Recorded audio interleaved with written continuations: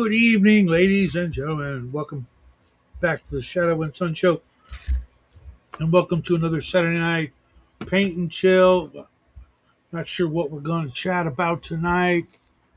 Guess that'll all depend on who shows up, who pops in, or what tangents I decide to go on after I beat my dog. Uh, Anywho, busy day. Started it off with hanging out with uh, over in the Double D show with George and Dave from Emperor's Choice. That was a blast. Watching them have fun and introduce some new folks to Arduin and some old folks. All you guys who are long timers and loyal Arduin fans. Thanks, guys, for keeping Arduin alive. I could tell Double D is brand new to the world of Arduin, but at least he's pronouncing it properly, right? So, baby steps. Again, I'm gonna go beat my dog in a minute. So as soon as somebody comes in here, can hold down the fort for me, I will go beat the four-legged freeloader. You know what I can do? I can try and close it all the way from here. That usually gets him to come running right up here, going, "Oh, why'd you lock me out?" It sounds like Jackie's going to go see what's going on. Um, nope, just the opposite. He's going the other direction.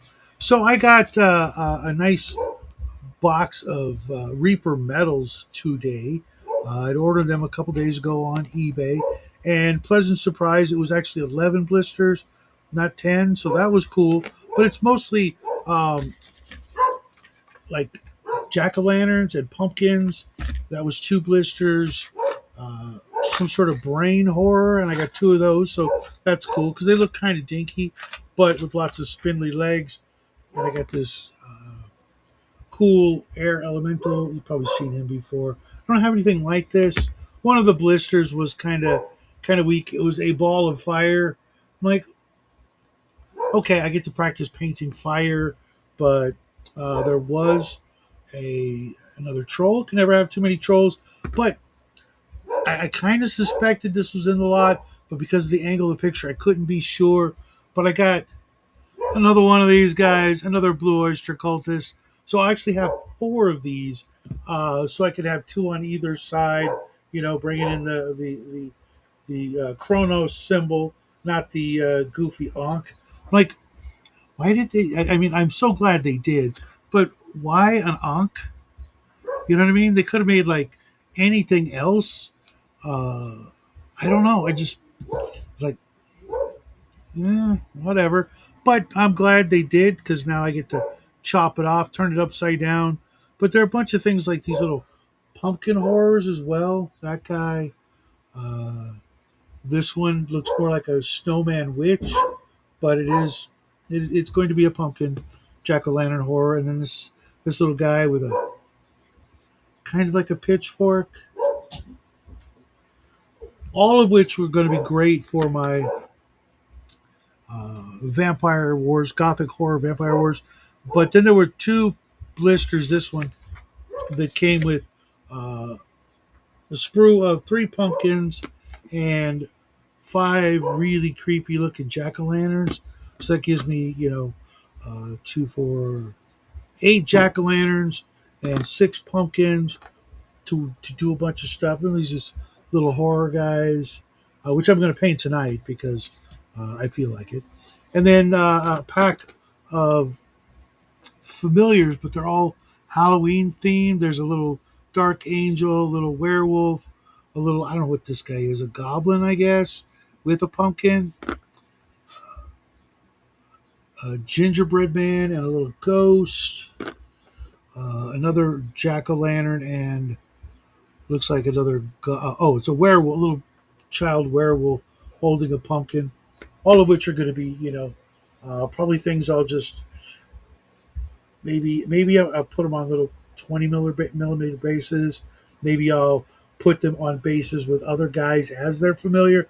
I don't know yet, but I didn't primer them because I I'm trying to not paint any of the Halloween stuff, any of the September, October, November gothic horror stuff, which I'm actually probably going to have more than I can paint when that time rolls around. But I'm really happy uh, to get to do all that. So I thought I would warm up because I haven't painted all week. It's been too freaking hot. Uh, it's like the sun's going down and it's still 90 degrees outside. I came in, I saw that the wife had the thermostat set at 79. I wanted to strangle her. Like, seriously.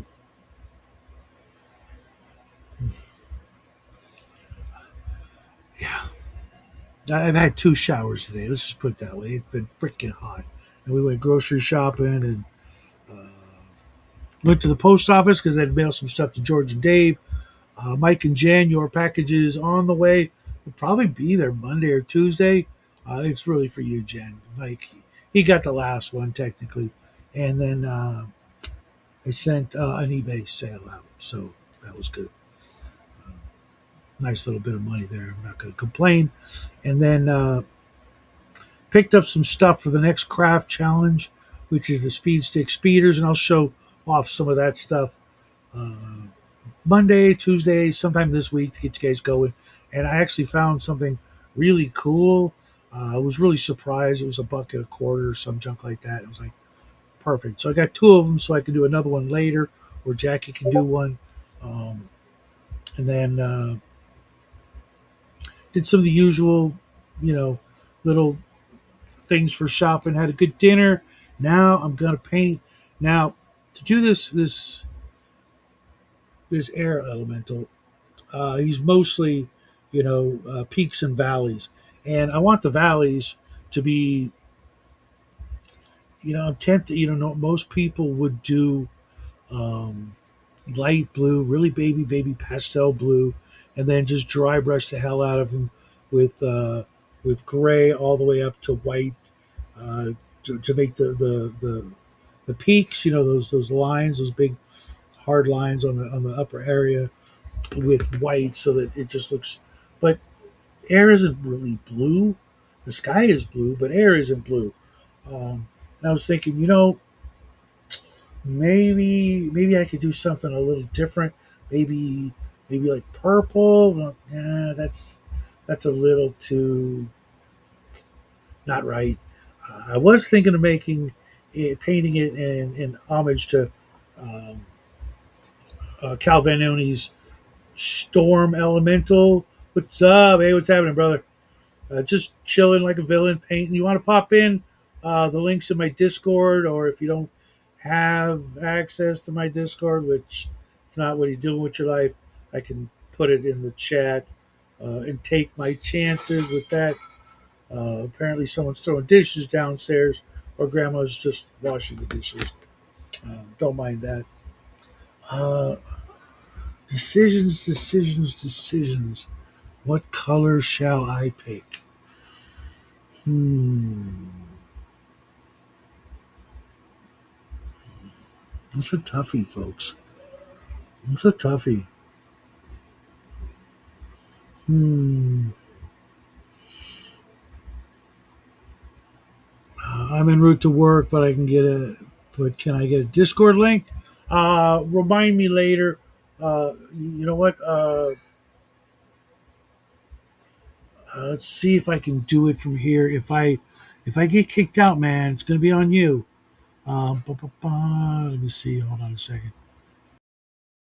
I hope you guys can still hear me.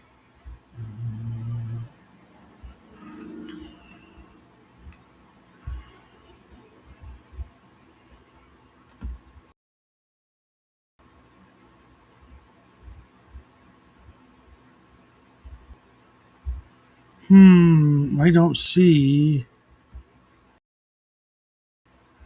where that is.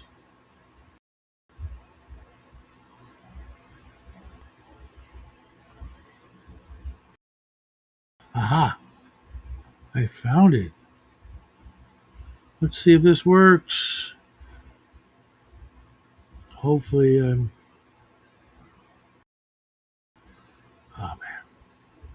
I am kind of retarded. Okay, let's see if this works. All right, there you go, Shellback.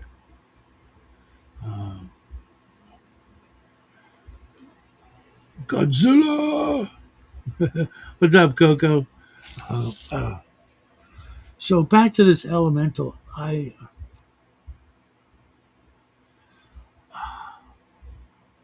mean, I could just do it grays, but that no, no, no, no, no. There's got to be something with, especially with the speed paints. I just have this gut feeling that there's something amongst the speed paints that will be just perfect. Not greens, not grays, because they're kind of crap, to be honest.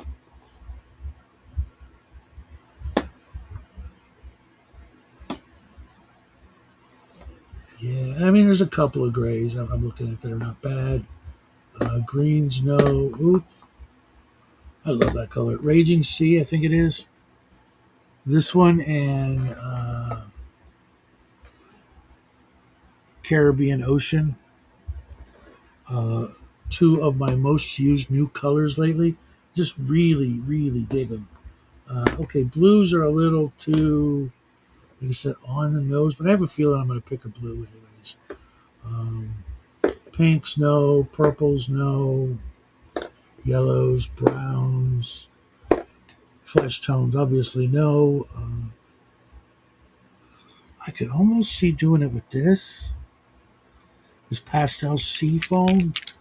It's a little bit lighter than the baby blue, and then just cover it with as much gray, white, and gray ivory than white, and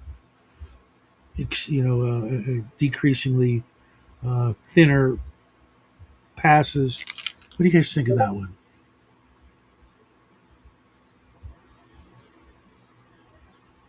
It could easily really blend in. Let's take a look at the pastel indigo. No browns, metals. Where is no, definitely that's close. It's a little too dark. Thinking maybe a little bit of the Neptune glow in there. Maybe in some of the really deeper recesses. None of that. Uh, or maybe this. I always love this color, Phantom Glow. Uh, hey, Grandma, got to do the dishes. I got a pile of dishes from dinner that I said I'll do after the show. I think I'm gonna go with this, the Phantom Glow. It's one of my top two favorite colors for ghostly apparitions, and then alien goo. I won't be using that for this, but I will be using it for the Hordlings. I already thought about those guys. So let's go start with a little bit of a kind of a saturation of the whole model with the pastel and see what happens. I hope you and the hubby are doing better, Grandma. A couple of our friends out there could use some divine assistance, so I'm on that. Whenever I get a spare moment, I'm really worried about some folks out there. Folks you know, folks you don't. Um, it's just been like a hell of a month. July is normally like a really great month for us. Jackie's birthday and stuff, but it's just a couple other folks out there. You too, Grandma. Um, who do we have here? I'm gonna guess it's Omen because Omen is like clockwork.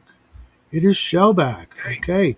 Well, what do you know? Hey, man. Hey, Oh, yeah. Nice to see you finally for once. yeah, just had to do it while I'm in the car. Hey, there ain't nothing wrong with that. What do you call it? Bloodworth does his stuff from the car. Somebody else does that too, and not Jay Scott because Fuck that guy. Um, oh God. The minute I first saw him back when I was hanging out with Sean, I'm like, oh, this guy is this guy needs a wraparound jacket. So you off to work? Yeah, it's Sunday morning here, and so let's see, it's 10:15, so I gotta clock in about 50 minutes. So I need to step So are inside you the. in Okinawa? No, I'm on the mainland of Japan. I'm I'm like Okay, because about an hour south of Tokyo. I was just watching a video today because it caught my eye because I am old school. Therefore, being old and old school, it's kind of like law that we like root beer.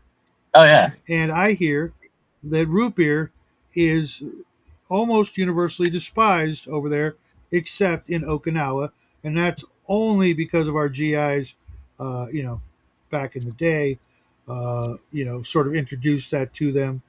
Have you encountered that? Are you a root beer fan? yeah. I love root beer. Root beer is one of my favorite flavors since forever. The Japanese Right? identify root beer as having being a similar enough flavor to their medicine, which has ginseng as the base. Exactly. So they just Exactly. yeah, they're like, this is medicine flavored. Interesting. That's like us trying to drink It, something it, that's artificial cherry flavor. okay. Yes, I can see that. Or licorice, um, from Nyquil. But it's funny. They actually, I don't know how to say it in Japanese, but they call it masochistic soda. Yeah, I don't know what I don't speak Japanese, so I wouldn't know how to say it. But that's hysterical because we rarely even use that word. I mean, we only use it in one context, right? And it's kind of an adult context. And I was like, I mean, I've heard okay, masochistic flavor before, but it's always been in reference from people watching me eat hot sauce flavored stuff. but they have hot stuff. Who are they kidding? Oh, Don't they? the I've sat down with Japanese coworkers and I've eaten hot stuff like those haunted ghost pepper tortilla chips, Okay. and I'll sit down and I can eat a whole bag of them in front of them. It the powder's it's a little too powdery, so it gets into my nose, and so it causes a sneezing Okay. fit. But that's my issue with the Mhm. chips. Yeah, I got to be But careful those with guys that will eat stuff. one, and they'll be like they consider Tabasco a very hot sauce. Although I've had, there was one Japanese lady. She Okay. sat Well, down and was eating chip for chip with me. So there are fire eaters, but it's rare. yeah, I thought they had something that The was really Koreans like their hot spicy over there. stuff.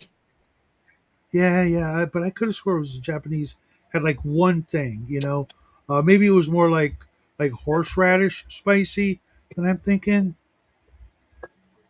but I I don't mean, know. they've got wasabi, which is essentially a green horseradish, and in fact, Maybe that's what I was thinking. there's big companies that are probably originating in China and or states that have replaced wasabi with green horseradish, and they call it wasabi. And if you've ever had real wasabi, you can taste the difference. But it's still, it's like trying to pick out two brothers and that's figuring out which one's which. Right.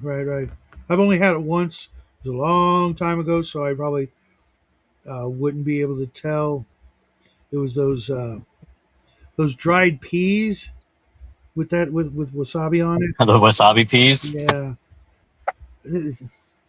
weird stuff, man. Everywhere you go, people got weird snacks. Are you familiar with uh, Weird World War II, Brian, over on that channel? No, Okay, I haven't heard of him. he's a really good friend of ours, and uh, he hasn't been doing much, but he does only Weird World War II. And I met him just like I kind of met you. here on the tube of views. And one day he's like, "Hey, can I have the link?" I'm like, "Okay, we never met, but okay, I'll take a chance." I think this was before the great controversy, that I'm sure you've heard of. And we became really good friends. And he and his wife did this video a while ago. And like everybody does this, where they have some friend in another place send them all these snacks, and then they'll eat them in front of us. You seen that? Yeah, yeah, I've seen that. What what are you doing? I'm putting the sun shield up on my from the windshield because it's 85 degrees. Oh, I guess you're not driving anymore. No, I've Oh, parked okay. outside the I was like, warehouse. how are you doing that in driving? Uh, that would be No, I stopped driving. okay. Because that would yeah. It was great stuff. Wasabi. Okay, yeah. I don't think I'll ever have access to anything like that again. But he and his wife Mel did one of those videos, and it was a lot of fun. It was like the last video I saw of theirs, um, which is kind of sad because you know shit happens, and people got to go do their thing and whatever. But all the snacks came from Japan, and they were eating all kinds of crazy things like like the different Kit Kats, and I'm like, we only get the one, we get the chocolate. Nobody's asked for anything else, but everywhere else they want something else. Why? What's up with that? Well, Japan specializes in flavored Kit Yeah, Kats. There's over 50 easy. yeah, that's too many. It, strawberry and chocolate, strawberry and white chocolate, matcha, almond, peanut, sakura, cherry. You know, the list goes on and on. Every single fruit has been put into the Kit Kats. I don't like most of them because they're white chocolate for the most part, Mhm. and I just don't like white chocolate. Me neither. The I'm boy's a dark crazy. chocolate guy. The boy's crazy about white chocolate. The wife's dark chocolate. I'm milk chocolate. Uh, Go figure. Grandma's saying about root beer. The reason I saw that was because Jackie had his birthday a couple weeks ago, so we got some vanilla ice cream, and my wife said, "Hey, go get some sodas." I don't drink soda anymore. Haven't had soda in like more than 10 years. And she's like, "Get some 2 liter bottles." And I saw root beer, and I'm like, "Okay, I'll get it. I'll make some root beer floats for me and the boy. Just me and him. When we got some time alone." And we did that. And I'm like, "Man, I miss this, but I miss something even more." But Grandma says also root beer has to be a good brand. We've only got like two left, Mugs or Mug root beer, And A&W. and A&W is the king. Even if it's not the best, Yeah. it's worldwide because in Okinawa there's like 12 A&W restaurants there. I'm like, okay, that's weird. We had an A&W up until a few years ago here on base in Yokosuka. Uh, And so that was my favorite restaurant here because they made the best burger on base, and they ended up dropping their contract on base, and now we have Panda Express, and I don't like Panda Express. It's sugar with some Chinese flavoring added to it. hmm I feel like I could boil down a gallon of Coke into a 20-ounce container, and I would still have a less syrupy concoction than the mess that Panda Express serves. hmm hmm You mean like their orange chicken kind of thing? Yeah, any of their foods, it's sugar is the primary Oh, ingredient, really? and then That's not good. yeah, it's so sticky, sweet. It's really gross, honestly. So they're trying to give diabetes to the Japanese as well. Well, the people on base anyway, the ones who have access, so mostly the Navy guys. Panda Express is an American Yeah, yeah. franchise. It's like chop suey was never an authentic Chinese dish. That was just something we created. And I haven't heard anybody even mention that in like 35 years. My parents used to make it all the time and thought it was the greatest shit in the world, not knowing that, it was about as Chinese as the TV show Kung Fu. Um, it's just it's just weird. They used to get it every like, Yeah, my mom and dad would make what was that uh, that Chinese stir fried rice, and so now I look back, I'm like, this is like a really poorly understood idea of what fried rice is. mhm. And then they always used Kikkoman or whatever that brand is, soy. soy sauce, which is the saltiest soy sauce I've ever Hmm. tasted. Hmm.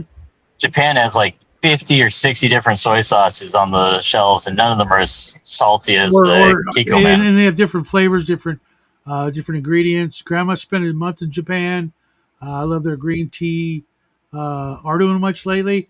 I just did an Arduin video. Oh, nice. Death in Arduin. Hargrave wrote a very good take on dealing with PC death. When I was in Japan in the 80s, there was sugar in everything, even the milk. Yeah, Chungking. Yeah, Sharnzar. It was Chungking or La Choi. It was this weird thing. It was this big Oh, Choi, it was yeah. this big can like taped to a small can, or a small can taped on top of it or wrapped around, and they'd open one can for one part of the recipe and the big can for the other part of the recipe, and they thought, that was, like, to them that was, fancy. And I'm just like, mhm. I couldn't stand it as a kid. And now the only kind of Chinese food I eat is orange chicken, but I get it from kind of an authentic place, and it's much better. But I haven't seen sweet and sour chicken in like 20 years. The plum sauce with the pineapple, the carrots, and the Hmm. onions, and the chicken nuggets. Essentially, uh, I, I preferred that, but it used to be at like every Chinese restaurant, every buffet, and gone. But also gone are buffets, right? Do you guys have any of those over there? Are they? Uh, we have buffets, but you have to be careful on them because the one that I went to a few years ago, it used to be decent quality, and the quality just dropped. It's called Like it was cheap, but it's called inflation. We the we had we had a great place called Hometown Buffet just down the street. We'd go like once a month or so when they had ribs, and uh, it was bad. Everybody in there needed one of those electric carts to get around, and they oh and wow, they I mean, just, obese, just horribly so. And me and my family, we were all skinny. We'd go in, maybe go back for seconds. The kid loved the ice cream and all the other stuff. It was just, something to do differently. A different sort of restaurant experience, and teaching him to get his own stuff and everything. As soon as COVID hit, they all shut down, never came back, and since 2020, the inflation rate is literally like it's like 25%. It's not this 2, 3, 4% nonsense they say. I have a very good memory for the prices of things, and I go in, I'm like, yeah, I remember when that was that. Those prices were, lower by drastic measures, uh, and restaurants like that yeah. just can't. It used to be like meat and meat, especially on base, was significantly cheaper than out in town. And you understood that if you went to get the meat out in town, it was going to be 3, 4, 5 times the price, but it was also going to be a little bit better quality. Mhm. Now I could go and get low grade wagyu for the same price as a sirloin steak, pound for pound. And the sirloin steak is a previously frozen sirloin steak. It's not. fresh because it was frozen in the States and then sent via boat over to Japan for us. And they stuck the Prime, America Prime sticker on it before it left the butcher in the States, but that ain't no longer prime meat. It's been frozen for 3 months. And who know? I don't know how long it takes. In the refrigerator car on the boat, that can't be a quick trip either, right? Like mail on the boat takes a month. It's 6 to 8 weeks from San Francisco to Tokyo, Like back in the day and when it took 6 to 8. that's just mail. So I have no idea about meat and stuff. It's That's probably, going even slower. well, it's probably the same boat. I mean, those boats can carry. It's the same boat, but how long does it take to get off of the boat and Right. through the cargo and all that? Yeah. Wow. Wow. Because I remember as a kid, everything took 6 to 8 weeks, but that was inside the states, and you know, things were different. I guess I don't really see how things have sped up or why, but they have. Like I ordered a book from Amazon, and they'll print the damn book, and it's here in 2 days. You know, Yeah. That's freaking amazing. But anything else, when it starts taking like more than a week, I start getting antsy. From inside the states shipping, which is actually pretty damn good if you think about it. But we save half the time by being able to pay online, and then you know a couple days later they'll process and put it in the post, and there you go. So you get to do a lot of gaming over there? No. No. So my problem is I work second shift, Sunday through Thursday, Mhm. and then I now have 3 toddlers. I've got a 4-year-old who's slightly autistic, and he's hitting a growth spurt again. He ate 6 pieces of Popeye's chicken and a piece of pizza yesterday, and that was for lunch and dinner. That's not including breakfast. And then got a 3-year-old and a girl who'll be 1 next month. So I've got between family and working second shift, I don't have any time. I do game online every other Saturday. Well, I think it's about once a month right now because of life work schedule because we're moving house right now. But I'm sure you've met some people who do game like more often than you, kind of thing. Yeah, there's guys on base who game fairly often. I was in a group for a while. I'm outside of I'm at that that section of life where gaming is really tough to do. Hmm. But there's a lot of single sailors who get together and game. I was going to say because like the military has always been one of the bastions of gaming. It's always been one group of people that kind of held up various ends of the hobby. Not quite single handedly, but I could see when it starts to become mostly digital. It'll be the military, those guys that'll still be dragging their books around, you know, uh, playing with miniatures when they can, that kind of thing, or rocks like we've seen Yep. the famous, 40K videos, guys using rocks to play 40K. I think that's just freaking amazing. You know, Well, you know what doesn't work for deployed military? The internet. mm, There is no internet when we're deployed. Like, and you want internet? Okay. You're gonna have to get on the Facebook. What is it?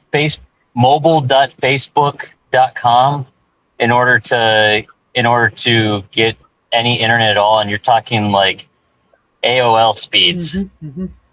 You want to see a picture? You're going to load that picture up and come back in 5 minutes to see what that picture is. Video? You don't get video. Hmm. You don't get. You don't. You might get an audio file if it's a short enough clip, but And that's kind of intentional, what's though, supposed to right? take like. That's kind of Well, intentional. it's just that you've got 300-400 people on the smaller ships, and you've got 5,000 6,000 on the aircraft Yeah. carriers.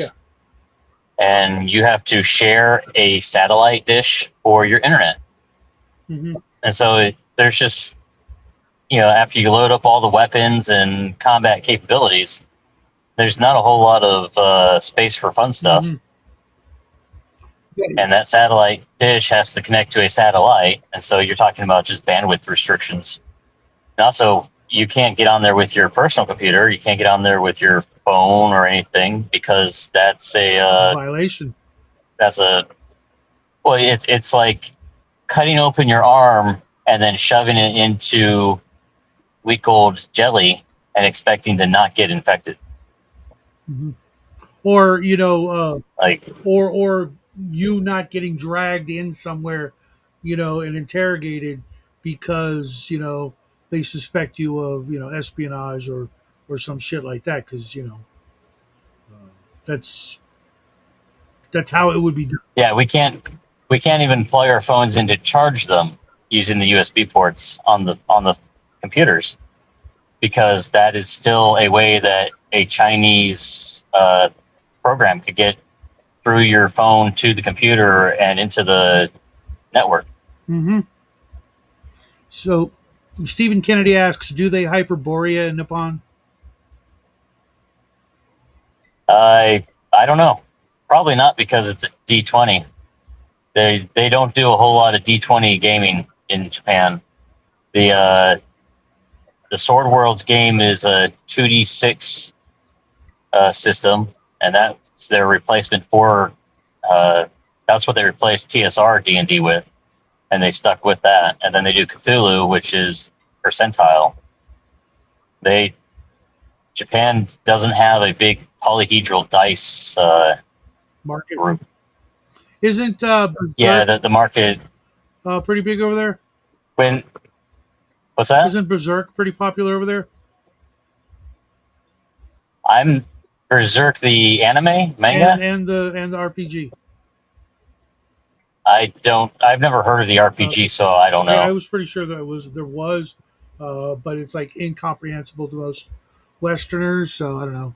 And We have so Castle Tentacle is the name of the German two-handed longsword training school where there's this big American guy. I think his name is Jay, and he runs it, and he teaches two-handed German longsword from the old manuscripts, and most of his students are Japanese.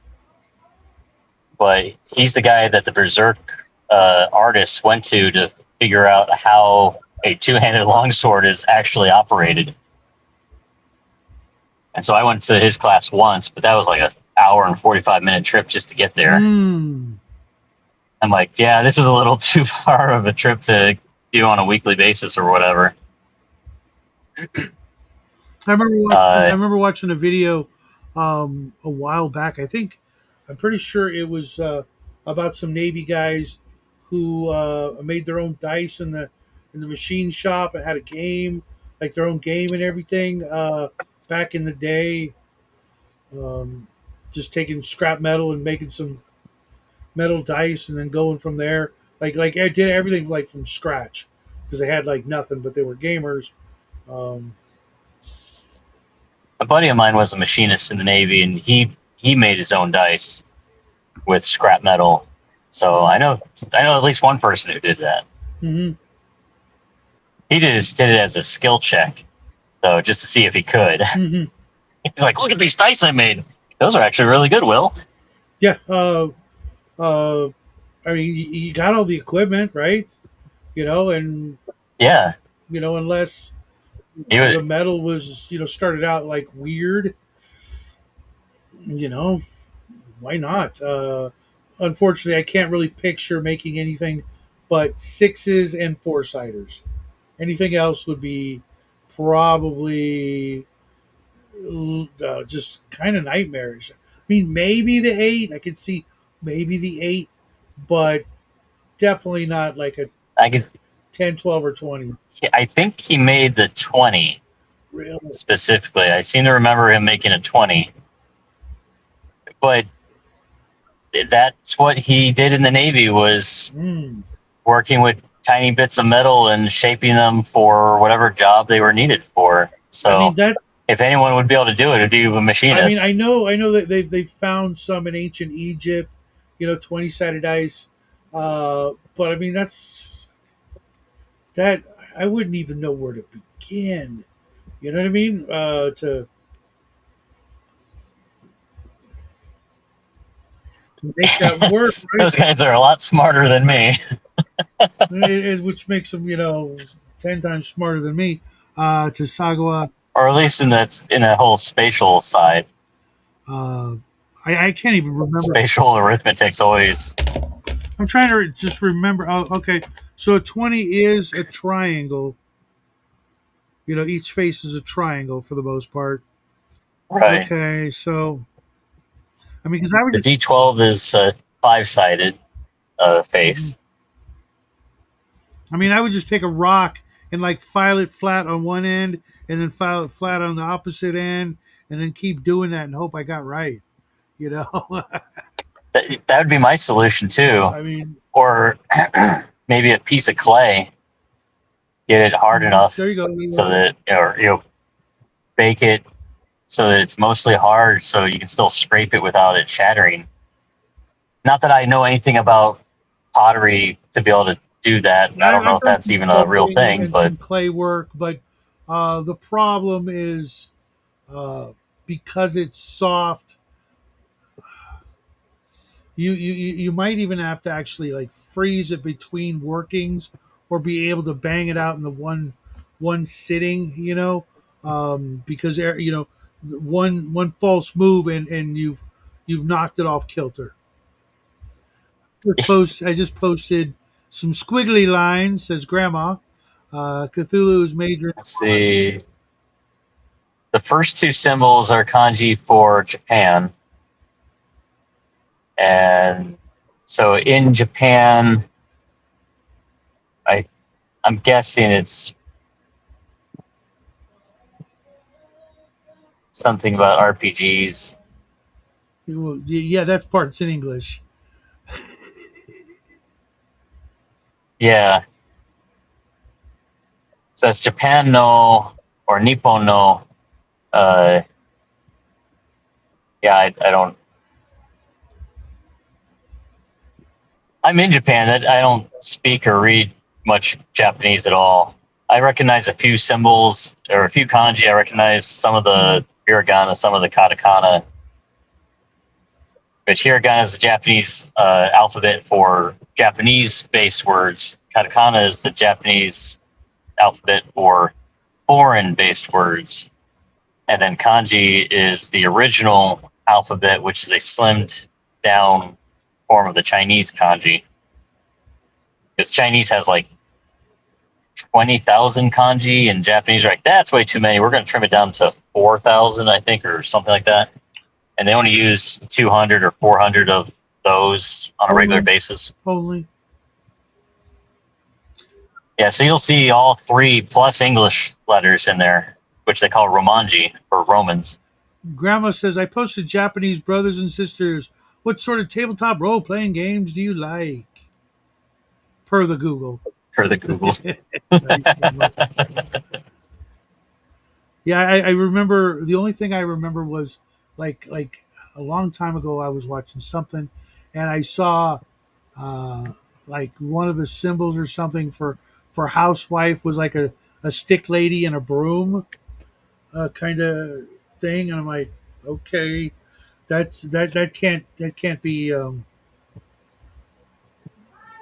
So my favorite kanji is woman, which the woman symbol is something that's kind of like the it's kind of like this, just the middle fingers, the index fingers and thumbs, something kind of like that.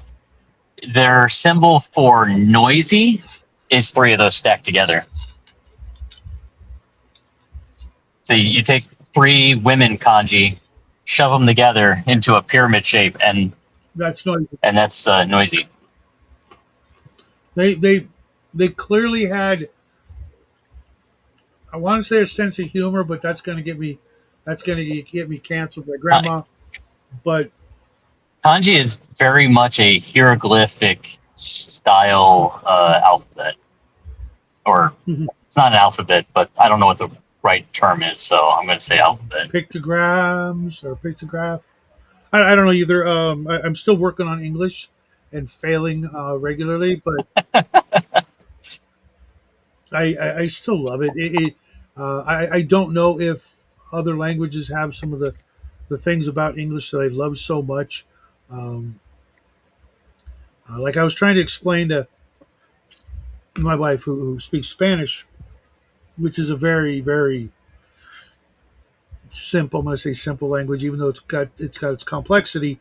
Um, it doesn't evolve like English has. We've got, you know, every word has, multiple definitions. But in Mexico, Well, there's only two kinds of words in the world. There's English words, and then there's the not English words yet. mhm, Like samurai used to be a Japanese word, but it's an English word now. So is ninja, sushi, sake. We're slowly we're slowly consuming all the other languages. exactly. But I used this word with my wife a long time ago, and she didn't understand. She thought I was talking about, as you'll figure out in a minute, the big green guy in the purple shorts, the Hulk. When I was talking about a Hulk, hulking, a big freaking Hulk. He's like, "Why are you talking about comic book character?" I'm like, "No. How do you say Hulk in Spanish?" And she goes, "El Hulk." I'm like, "No, not the Hulk, a Hulk. There's only one Hulk. He's big and green." I'm like, no, no. That word comes from something else. What do you think that word means? What do you think we got? They just made it up? No, it actually describes him and compares him to something else. Um, I think it was Great Expectations, where the Hulks were the derelict ships out on the shore from whatever war or whatever, and that's where, as far as I know, Stan Lee got the word from. Big freaking big thing, because they already had the thing, or yeah, I think the thing came first. Um, but it was funny because there's, you know, Yeah, it's kind of synonymous with giant. mhm. but it also kind of implies not fast or stationary. Um, but Yeah, it's so large that it's just you can't perceive, or you couldn't conceive of it moving yeah, quickly. yeah, yeah. You know, like hulking monstrosity. Okay, that's a big thing, but it's probably pretty slow. You could probably outrun it unless it falls down, and then it would just squish you. Um, but it is. Wait, some islands had their own written symbols, and those are more picture-like. And Cal says equity for all dice. No, no, the D4 is the MFer of the dice world. We all know that. If you step on one of those, you're going to say some profanity at the very least. You step on a 20, it's not as bad. You step on an 8, you probably get the D4 makes it's they're D4 makes itself known. yeah, they're caltrops. It's not, which is funny because I learned because I went through my, like all blonde haired, blue eyed guys. We go through our sort of, ninja Asian phase, uh, and it was right around the time, of course, Oriental Adventures came out, and I learned that I think it was Mitsubishi or Tetsubishi is caltrop, right? Uh, I don't think it's Mitsubishi. it was in the Dragon magazine version of the Ninja way back. Wait, it was, and I only had the best stuff. I didn't have the actual issue. And then I was Mm. looking at, I think one of the two car company, Mitsubishi, I think, their symbol. It's the three diamond star looking things, and when you look at it, like fucking Caltrop, they named their car after Caltrops.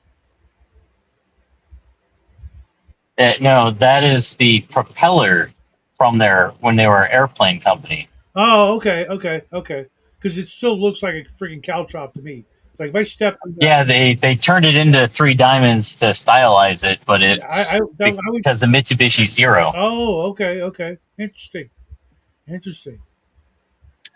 When we defeated them at the end of World War II, we hired Ford, GM, and whatever the third American company was, car company, to come over to Japan Learn and teach something them new how every to make day. cars, so that they had something to do with their factories, Well, Cal, and then, you have to and that's wait how until Honda, Toyota, and Mitsubishi were became car companies.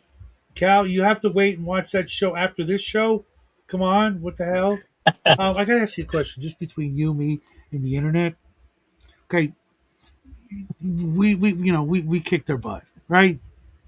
We did. Yeah, Um, do you? Because like here in California, um, I can tell that the Mexicans they're plotting something, And I think it's pretty obvious what they're plotting. Do you get the same impression over there that they're plotting something, or are they just cool? the Mexicans or the Japanese. Japanese. The Japanese are plotting something, but not against us Americans. Okay, that's cool. Good for them. Because I've always thought that was There's a certain bigger dragon over here in the east that they are looking to deal with. that's cool. I mean, because they have it. If they were, wouldn't surprise me. I wouldn't blame them. Because like here, I can't really blame the Mexicans for wanting to take this land back, but they're retarded if they think they're going to get it. If we're going to give it up that easily, we don't care how many babies you have, you're still going to be playing baseball. You know, Yeah, so whatever. yeah. And the Okinawans have some issues with us Americans, but they're part Chinese, so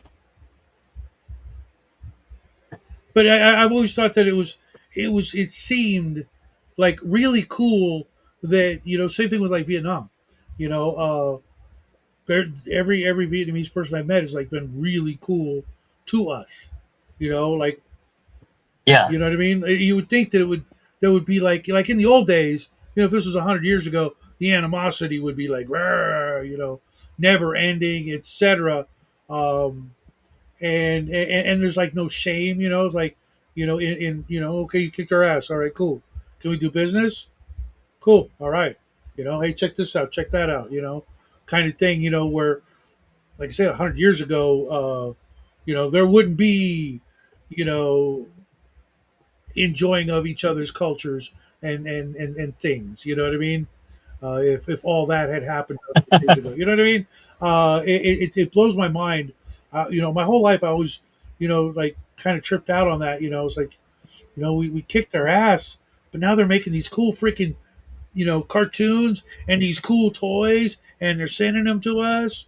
Because when I was like a little kid, I mean like not even 8 years old, a friend of ours who was literally the poster child for cerebral palsy when it was first discovered. Her name was Carol Ann. I'm not going to go and give out her last name, but poor woman, she never got married because obvious reasons, she had cerebral palsy, and it just wasn't really going to happen. But she, despite all her physical issues with the disease, she'd been everywhere. I mean, like she'd been in the pyramids, up and down by herself, not because she didn't have a husband or anything, but with the tour guides, she went up and down the pyramids. yeah, Went to Japan. She went all over the freaking planet, right? And one year she came to visit us, and she brought me this little freaking, I don't know what it was. It was the coolest freaking thing I'd ever seen. It was this little Japanese like robot flying saucer turned into a robot kind of thing. It was just like it made every toy I'd seen my entire life up to that moment look like freaking it was made by cavemen. It was like looking at those wooden cars, they were just made out of wood. It was just a profile of a car with with one wheel in the middle. Those really, primitive like trains and blocks and stuff. It was like this was like from the future, man. It was like aliens had brought down the coolest toy ever, gave it to her, and go here, give it to Shadow. He'll love this.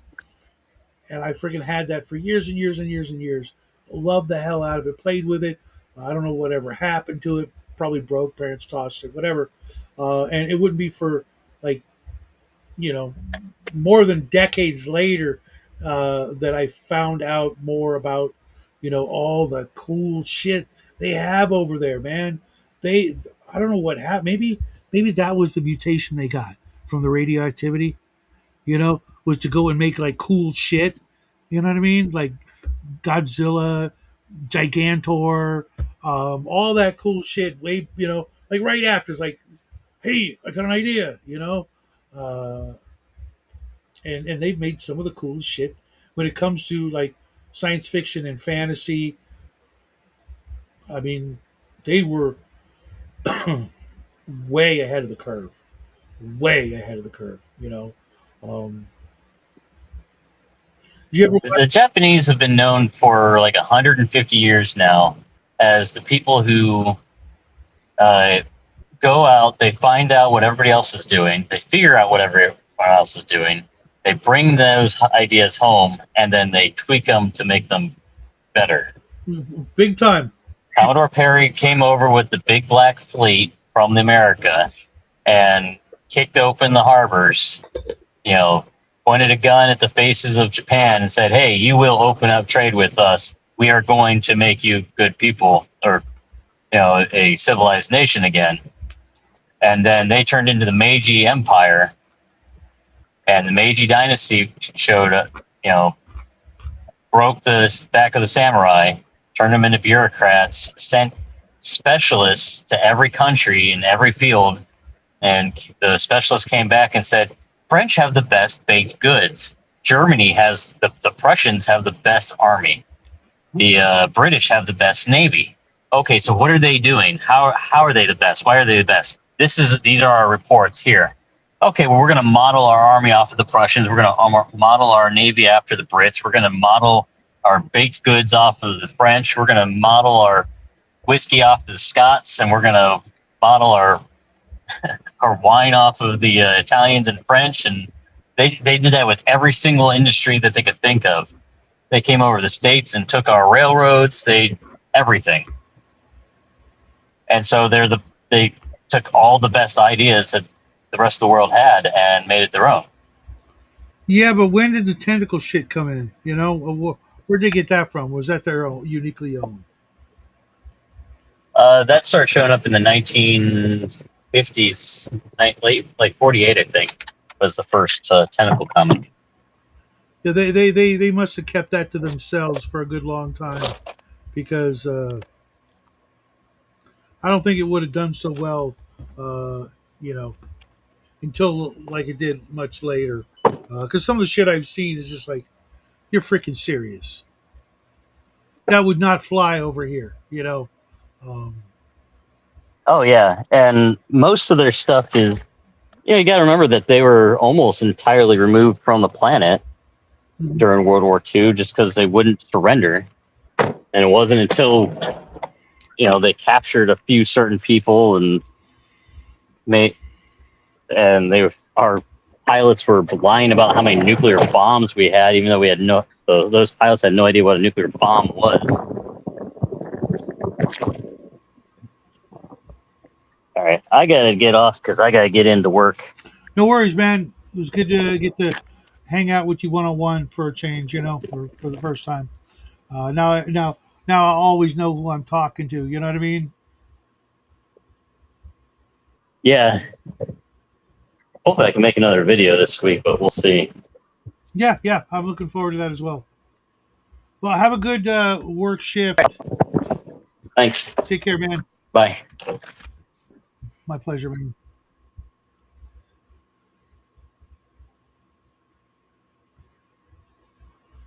See what else we got here.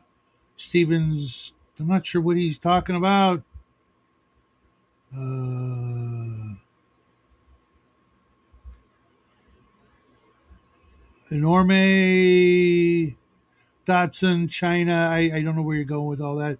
Napoleon solely because they were getting slaughtered by the Comanche. Cali rebelled, and it was its own country. The Mexican American War was over where the border was. So nope, it's USA now. I know, right? Uh, yeah, they have some weird folklore. Well, we do too. I mean, like Paul Bunyan and shit like that. Sleepy Hollow, and I'm gonna pop him out because I don't think he has. Okay, what?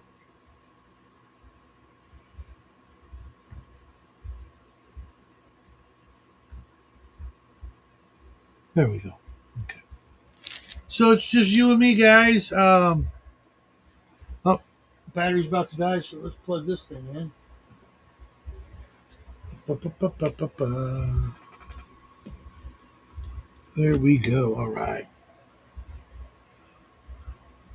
So while we were talking, I hit him up with this color. Not bad, not bad. It's a good base for what I have planned. But now I'm gonna go. Oh wait,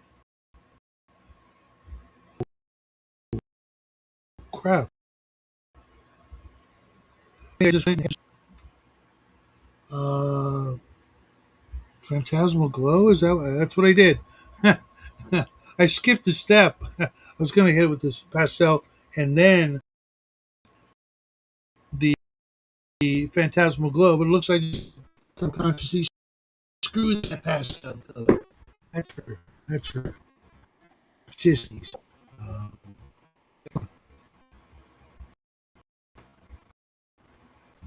the chat's yeah, folklore got to be crazy. So, having done that, we will begin. Let's see if I can find a little really, really light gray over here, which means I'm going to have to use a non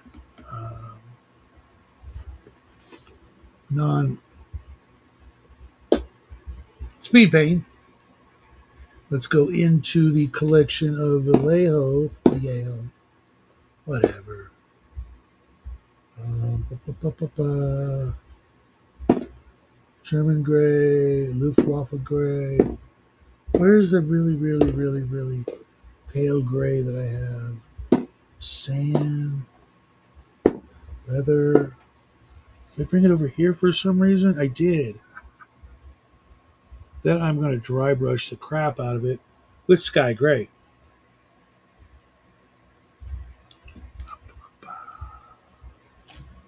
Now, if all this turns to crap, I will just toss it in the LA's awesome and start all over. I'm okay with that. I was just talking about the Sonic cleaner. I was talking about a different reference, and the wife's like, "Why don't you ever use that?" I'm like, "Well, I'm glad I don't have to use it. I'm glad I have it, but I'm glad I also don't need to use it because when I need to use it, that means I've done something. I screwed up somehow, or I need to clean something. It's like having a fire extinguisher. I'm glad I got like a whole bunch of them. But I don't ever want to use them. Have you guys seen that gadget? It looks like a big like it almost looks like a big uh, like a big like capsule, like a pill, but it's like this big, and you drop it in the water with your fruits and veggies, and it does some weird magical thing and makes all the freaking toxins like come off your veggies and fruits. You guys seen that commercial? Kind of looks like it's like a sonic cleaner that you drop in the bowl of water with your fruits and veggies. Um, I mean, it's probably a scam, but if it's not, then it's absolutely something I want to get for the house because uh, right now the wife takes the fruits and veggies and puts them in vinegar to clean them. And I don't know about you guys, but I can taste the vinegar, and grapes should not taste like vinegar, unless they're wine. And You know what I mean? Um, and other fruits and veggies, I can taste the hint of it, or I can smell it when I'm eating them. And I don't. I used to do the apple cider vinegar and lemon juice first thing in the morning every day, and I probably should go back to doing it. But there got to a point where all I did was, it was I forget what brand, but it's that really famous brand of apple cider vinegar. As soon as I cracked the bottle, I'm like, oh, I don't feel so good. And then I would add a bunch of lemon juice and some hot water, and hold my nose and drink that crap until I found the apple cider vinegar pills, which was cool. But even opening the bottle of pills, I could get that. Oh, hurry, quick, take it. And then throughout the day, you get the apple cider vinegar burps. Just chilling right now. Hubby got tired after making PCs for CNC. Tomorrow we'll start testing out the rules. He's pretty ill, so keeping everything chill here so he rests. You've seen the commercial. I want that in the insect light. Uh, to find the light. Yeah, I don't know if it works. That's the problem. I've seen a lot of commercials over the years that look like, hey, that looks good. And, me, I've always got a rule of wait. Unless it's a mini, and it's on sale, then thanks, Grandma. Appreciate that. So I want to get a little info on the gadget if it's a real deal. Cool. It sounds in theory, like if it's a little machine that produces the sonic pulsing effect to help shake off the crap, because it shows the person, they've got like a bowl of grapes and water, and then they drop the machine, and then the water starts turning like brown and shit, like, oh yeah, I was eating that, because I'll eat grapes right out of the store, without washing them. um, but you know if it's real and there's that much crap on our fruits and veggies that doesn't wash off with water. I don't really know about the bug light. I mean, I've seen 100 bug zappers over the years, but I don't know. Maybe send me a link to that one, because uh, we get some bugs out here, but to be honest, it's so hot that there's you know not much chance for them to live. The only thing that really manages to survive are the freaking spiders. Why?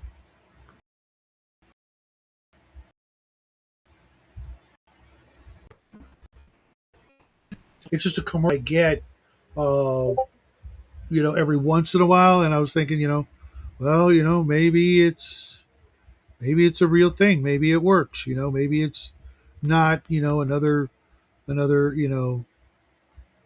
scam. I mean,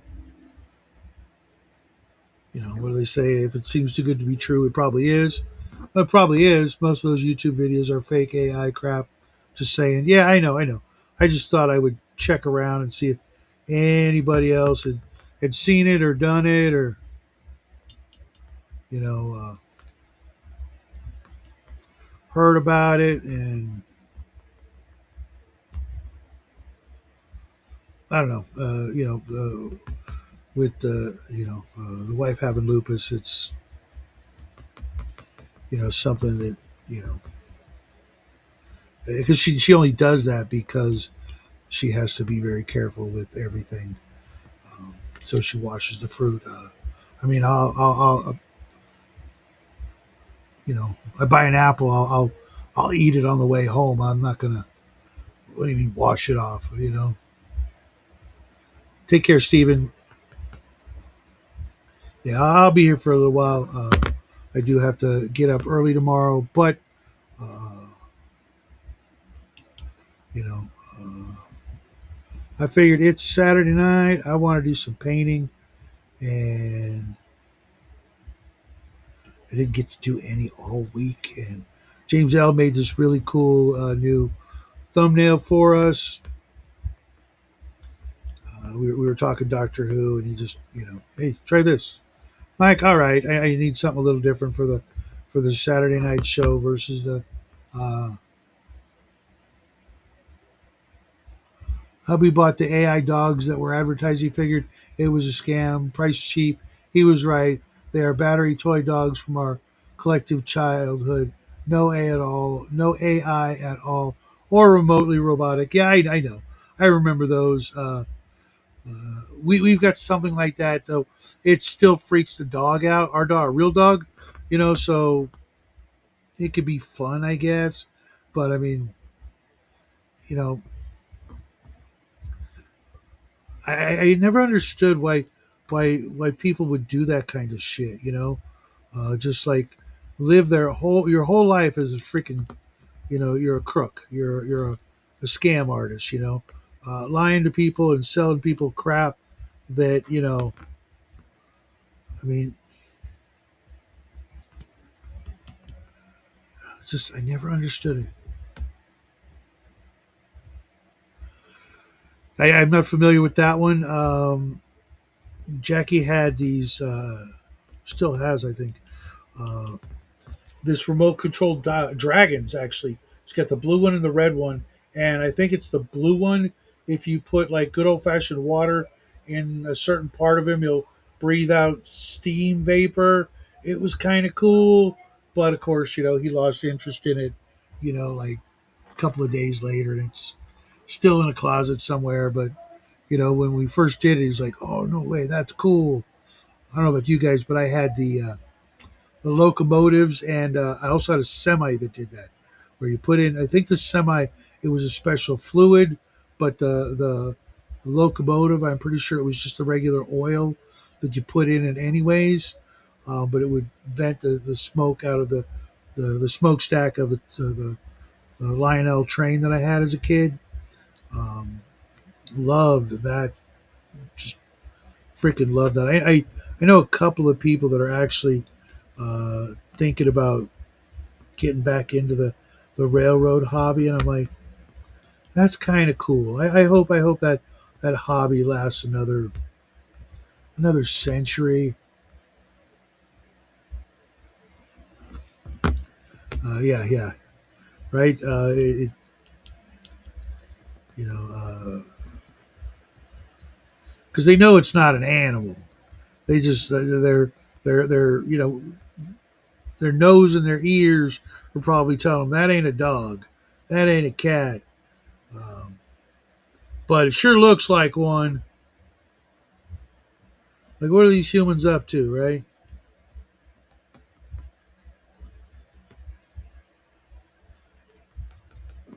But I really do hope that the railroad hobby gets one more century of being a hobby. I still see them in Hobby Lobby and a couple other places in my travels, and I'm like, that was so much fun.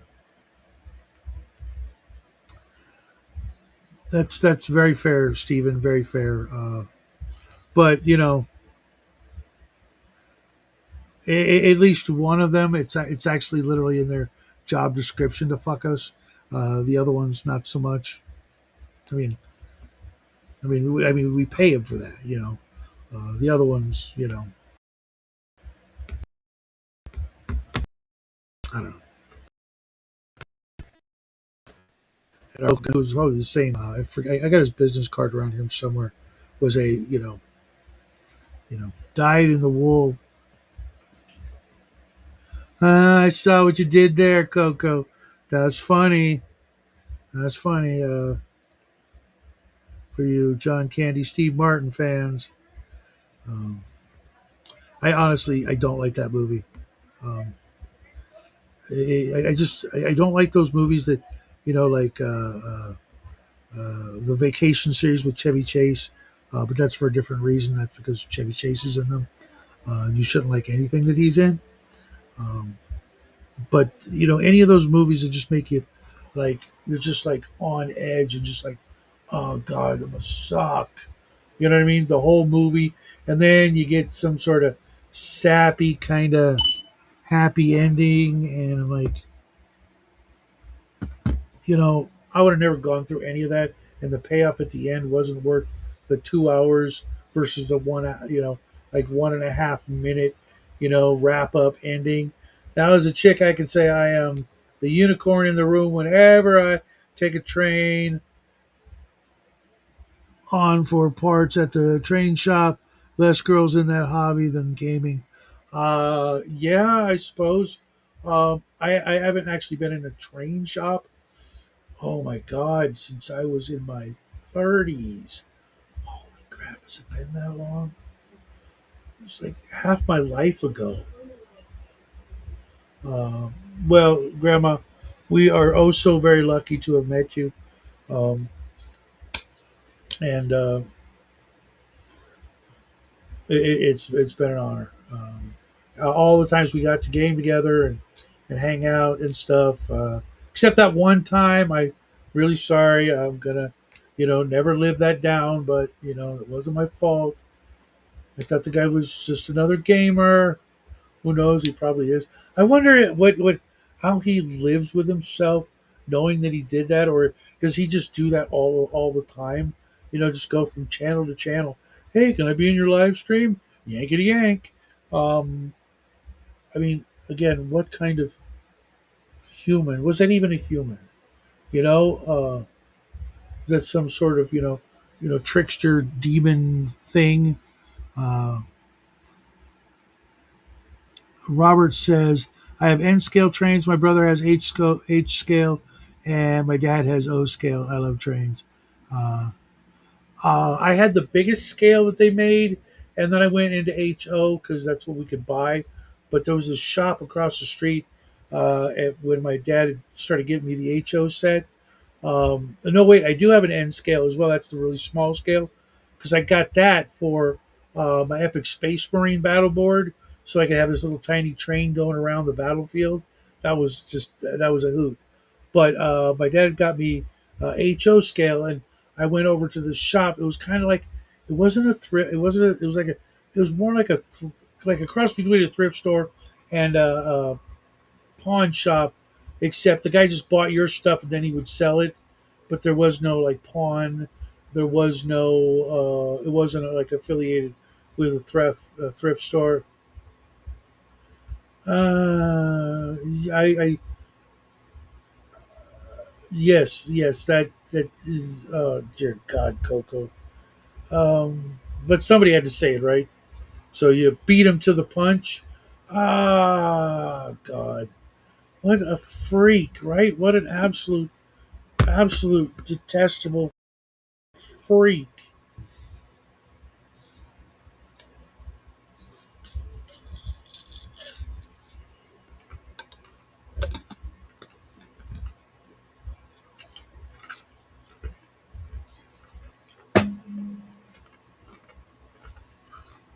I don't know. So I already kind of hate the way it looks, but you know what? That means, obviously, excuse me, it's either going to look really cool when I'm done or it's going in the goop. But now I got to let it dry. Oh, yeah, it did get expensive, I'll bet. Uh, I had some slot cars, but they were my uncle's, and nobody ever taught us how to put them together, take care of them, or anything like that. And so we just, excuse me, we just played with them like they were Hot Wheels, not knowing, not having a clue, and until later, after we had broke all of them, and then we found that there was this like a slot car racing league hobby shop set up down the street. I mean, a couple of blocks, far too far for me to go as a little kid when we found them.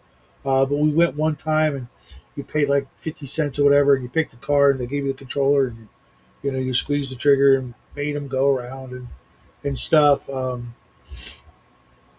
And that was fun, but we had already destroyed them. And went, oh man, we could have done this at home. Yeah, but we destroyed them. Um,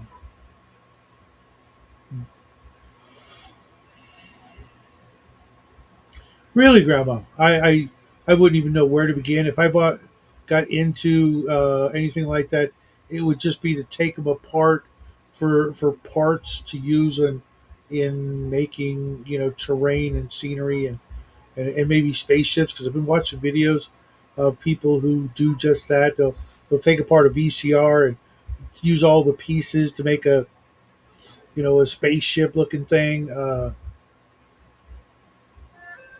We do have an RC shop down the street, and where they race cars every other Saturday or something. And it looks like a lot of fun in the parking lot. But going inside the shop, looking around, it's like, oh, okay. So this is 40K for guys who are into cars. Gotcha. Yeah, I'm out. Like $1,200 for a remote control car. Uh, yeah, now they're all like battery powered, right?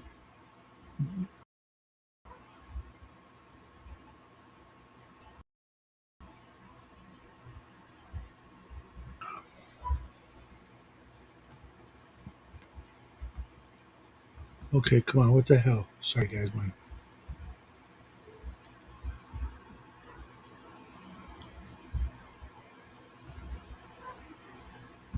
Okay, can I? Thank you. My chat was sticking. Uh, we do have this really cool drone that someone gave Jackie, but it's probably like 5 years old now, so probably you know kind of obsolete, but still brand new in the box. It's got a video camera and the whole bit, um, and he never even opened the box. Someone gave it to him for like Christmas, one year, and he just never really seemed interested in it. And maybe I'll go check it out this week and see if it works, because that's something I could get into. Just buzzing around the neighborhood. Um,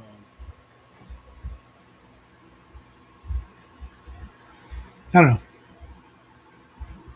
Yeah, it all sounds super expensive, but I mean, what are you gonna do?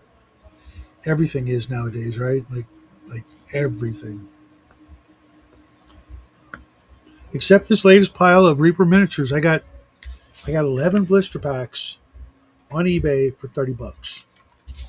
Shipping was like $10 maybe, but you know these ended up being cheaper than any plastic minis out there, and I got uh, a crap ton of new stuff to paint. All of it is going to be used for Halloween stuff, vampire stuff, gothic horror stuff. I researched the cars, hunted down parts supplier in Taiwan, and just sort of figured it out. That's crazy, Grandma. That I I mean I've done my fair share of research for things, but not parts.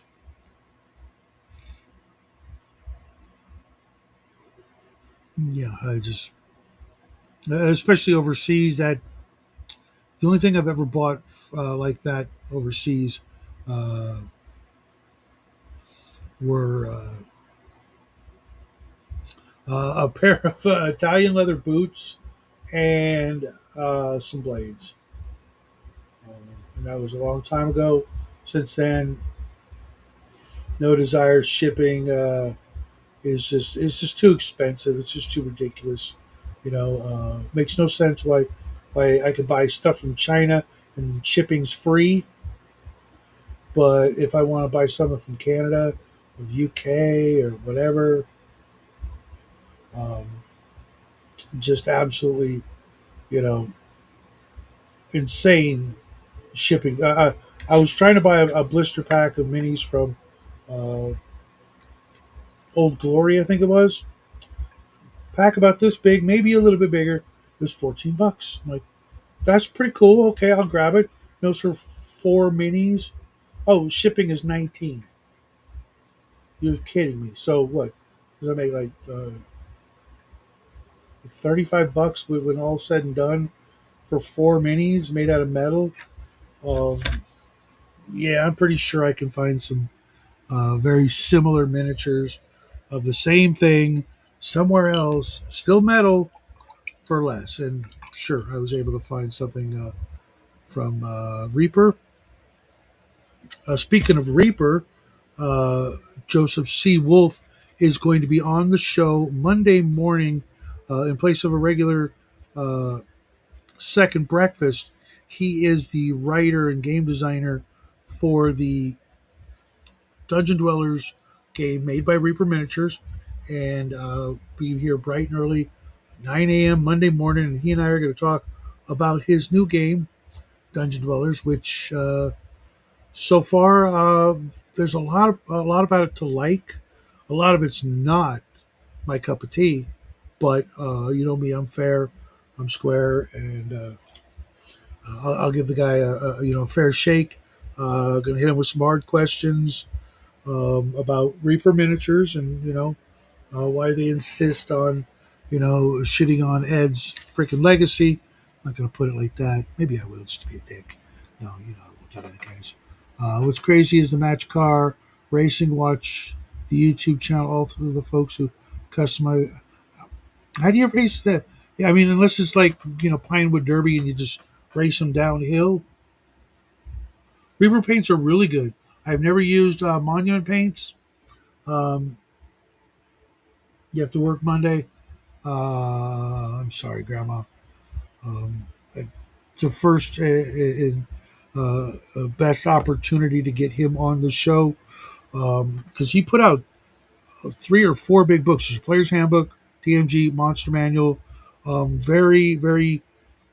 I'm not gonna say low fantasy, but like lower fantasy that I'm happy with when it comes to D&D because it's essentially a D&D retro clone with a lot of great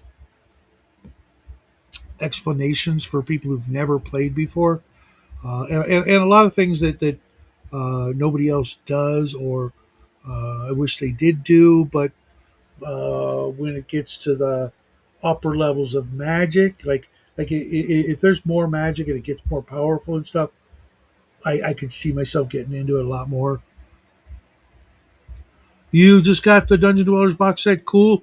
Just be very careful with the miniatures. They're mostly 3D crap, which if I would have known, I would have literally just got the game. But as it was really cheap. It was like $200 for the three books, plus the extra books, plus the miniatures, plus the coins and the dice. You know, but I forgot to get the DM screen, a hat, a T-shirt, that kind of stuff, which I would wear on the show all the freaking time, because I go back with the Dungeon Dwellers line all the way back to Heritage Miniatures, 1979, with the paint and play sets. I still have them all. I'm gonna show off the Caverns of Doom. Maybe on Monday I'll be like, hey, see, I still got all this stuff. I got all the stuff. I mean, all the stuff. Everything they made for Dungeon Dwellers, I have, including miniatures that nobody else has, or very few people have. I mean, in that particular fan base, I have got some things that are legendary. Um, and I worked hard. I literally started. I went all in. Thank you for the knowledge. No problem, Robert. I I started back a long time ago when I was super down and out, guys. I was like a step above homeless, flat freaking broke. Um, just got a really crappy job. I got my first paycheck, and I had an eBay account because I was just trying to sell some of my books and extra stuff to just make money any way I could. And I was like, remember what was the name of that old company of miniatures I used to buy? I wonder if they're still around. Blah blah blah. What was that name? What was that name? Oh yeah, it was Heritage. Heritage. That's what it was. I went and I bought one little skeleton archer. It's all I could afford. It was like $4 or something, right? Not even that, but shipping, and I bought it, and it got there, and I painted it up with what I still had in my collection, and I had so much fun painting it that I was like, well, I can just start maybe with a little bit of spare money, I can treat myself every once in a while and and buy a miniature every so often. Next thing I know, I'm buying every heritage miniature lot that came down the pike. I mean everything. It didn't matter if it was crap or not. Just I was just buying it all, right? And then I would pick what I wanted and resell the junk. And I got to the point where I was making some serious money. Uh, one day alone, I had $1,200 in sales from a guy in the UK, and this was all my extra. Um,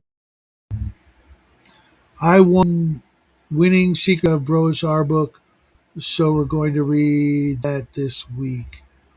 I don't know what that is.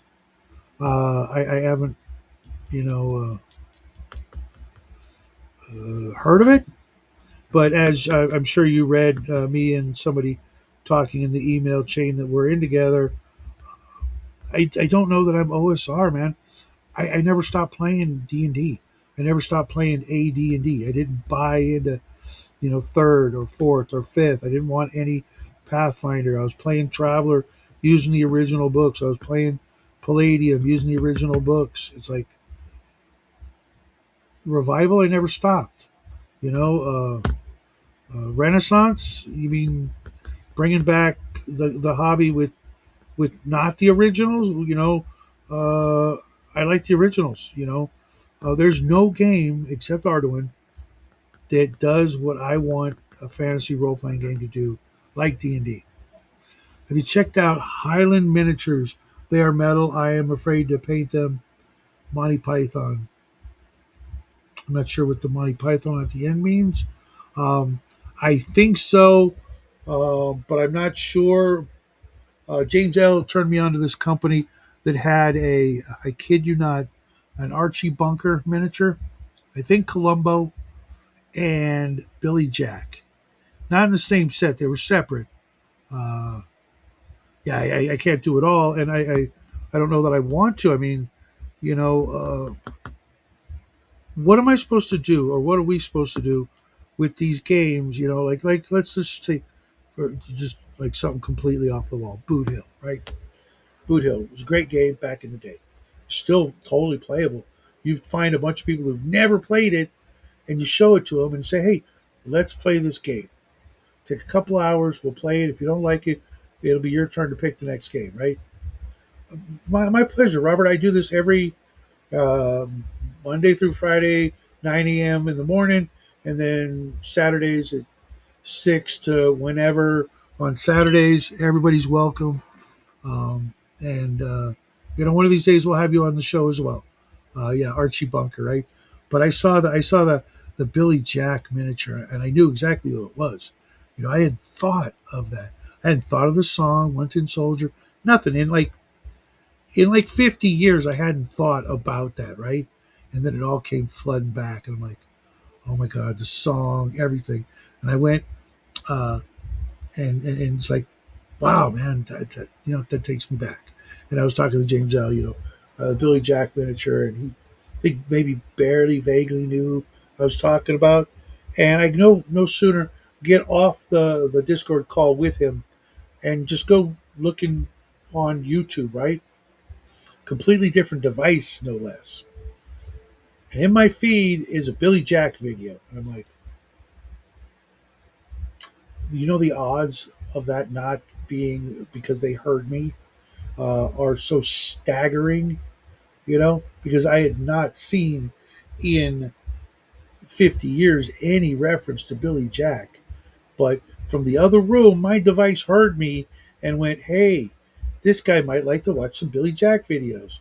For those of you who don't know, it was 1970s, really cheesy movie about this half Native American Indian, half American, went into the military, became a Green Beret, came back home, and the town he lived in was being run by some racist, typical, 1970s stereotypical, racist white guys running the town, being corrupt and shit.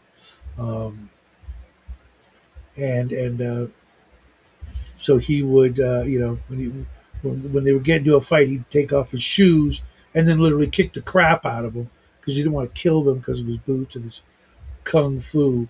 It was just freaking just cheese, but it made so much money, which is another story. But it was just it's like there's no way my devices aren't all listening and pick that up. You know what I mean?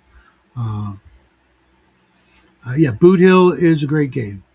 Um, but my point with Boot Hill is, what are we just supposed to keep buying the new games that come out and just like keep those on our shelves to look cool, like we know shit, or are we supposed to actually break them out and play them?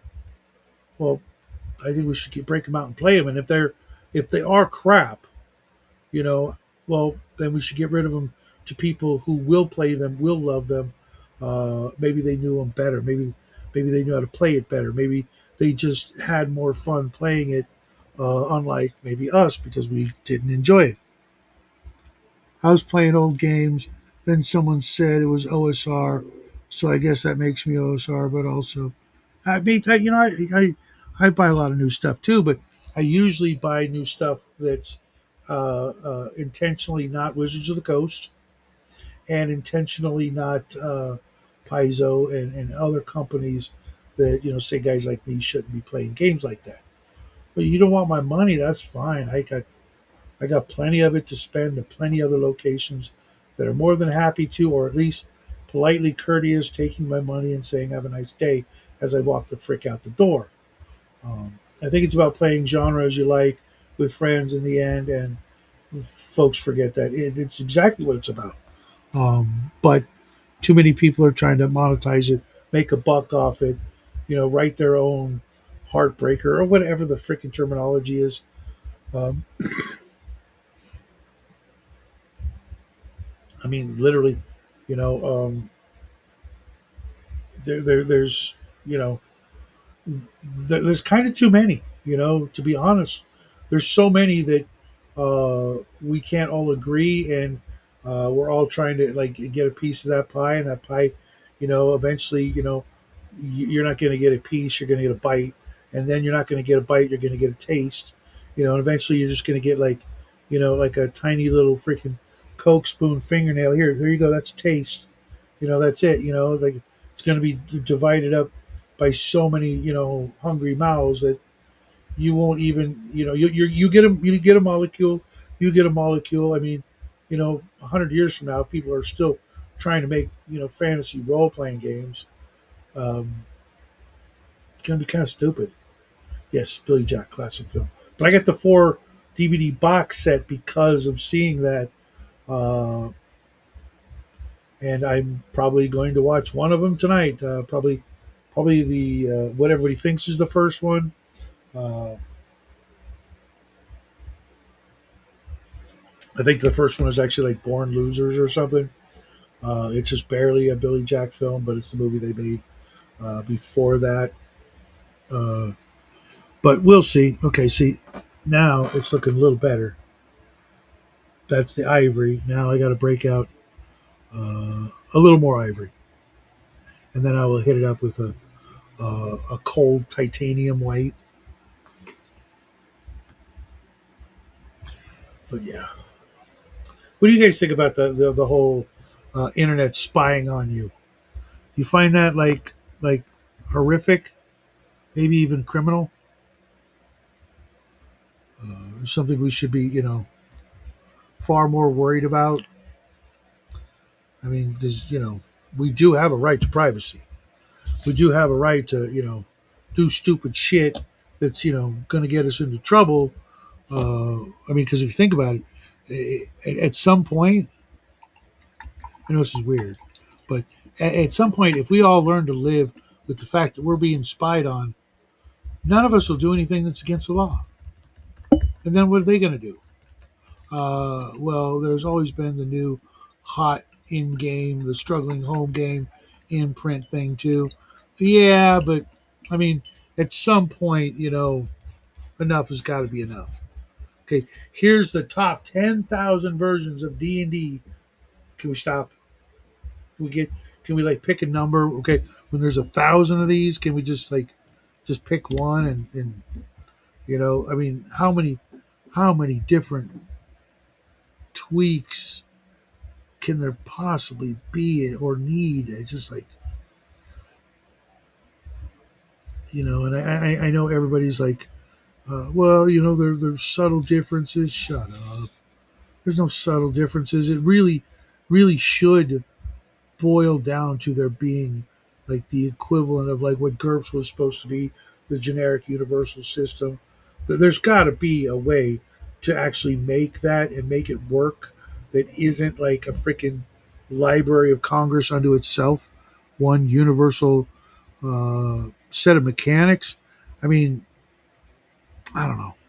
Just seems like that would be more conducive than everybody trying to memorize and learn 50 different game systems just to be on top of whatever it is they're trying to be on top of. I don't even know. I got the games I really like, and you know lately we were talking about this. I forget where, maybe it was Friday's show. People need to make more. No, it was Bloodworth's show. Yeah, the spying is going to be a problem. Yeah, when we all realize, hey, let's not do anything wrong ever, because they're just spying on us, and we'll all be good little sheep, and you guys can just close all the jails, and then they'll make have to like make so many things illegal just to keep the jails open because that's a conversation for another time. But we were talking on Bloodworth's show Friday night, I guess it was, that we need more modules or more adventures, or my suggestion is more worlds. Just more worlds that are so vastly different, you know. What I think we all realistically do is pick a few systems we like, and then we adapt ideas to that. Otherwise, the cognitive load is just too much. Yeah, it's almost um, like overkill or overstimulation to where we're not even going to be able to speak the same language to each other because we all you know our frame of gaming reference will be so vastly separated by hundreds of different games. They'll almost be like languages unto themselves. Okay, it's getting there. It's getting there. Part of the reason why I wanted to put the phantom glow in there was so that this miniature could double as a ghost instead of just a an air elemental. I think I'm going to introduce my sons to the Holy Grail movie tonight, or check it out if you haven't seen it. Or Time Travelers. Take care, all. I hope you have a wonderful night. Thank you for your time. Always a pleasure, Robert.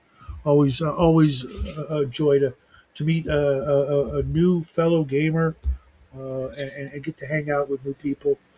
Um, Interestingly enough, most of my regular pals aren't here tonight. I'm wondering what they're doing. Is there some? Are they watching the soccer game or something? Um, I hope they're all doing well. But normally, I know what they're doing.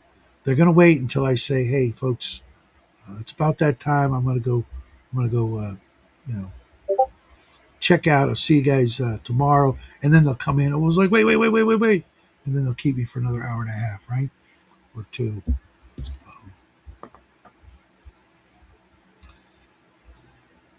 Okay, I'm gonna have to let that guy dry. What do I feel like painting? I want to paint this fireball, but I need to talk to the boy and see how he would do it because he's the master of fire when it comes to painting it. Making it, that's this guy, but painting it, he's really good at it. So I guess I will go with Mr. Troll here, and he is just all kinds of lopsided, which I don't like, but I'm still going to give him a fair paint job. But the last troll I painted, I kind of went a little too dark. So this time I'm going to go really bright. Hubby buying CNC is huge as he hasn't really DM'd anything past old RuneQuest and AD&D 1E. He has played PCs in 5E or Shadowdark or GW, but I DM those, so CNC is new to him. Okay, cool. Uh, CNC's got some things about it I like. It's got some things I don't like about it, but uh, you know, for me, ultimately, like it's who you play with, you know, more than the mechanics, more than the minis, more than even where you play. It's who. It's always going to be about the people. Something that most of the people I know on YouTube completely just miss the bar, just miss the point. You know, I'd rather play, a crappy game with all my best buds than the best game in the world with a bunch of people I can't, really, get along with. I'm the one refing all sorts of games. Yeah, I've noticed that, Grandma. But that's cool that you guys got that together. You know, you can do that, and you both have that sort of that background. There's a lot of games I thought the wife would be into, but uh,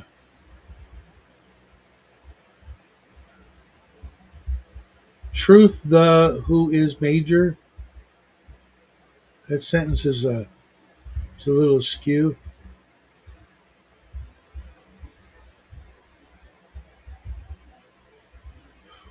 Yeah, I mean, I've got games in my collection I know I will never ever get to run. But it sure would be nice. It was nice to see you too. Take care, Robert. Have a great weekend. I'll probably be packing up in about 12 minutes. I do have church in the morning, and this heat is just really wearing me down. It's like almost 8 o'clock. The sun is still freaking, you know, kicking my. I mean, I'm looking out this window here, and it looks like freaking noon. Uh, Even though the sun's all the way on the other side, that direction. So let's see if I can pick a really bright trolley green. I don't want to use shamrock green because it's like comically green. Just like it really is just too green. Let's see. Shamrock? No, that's not shamrock. That's orc skin. Shamrock's a little. Maybe let's see. Put a little drop.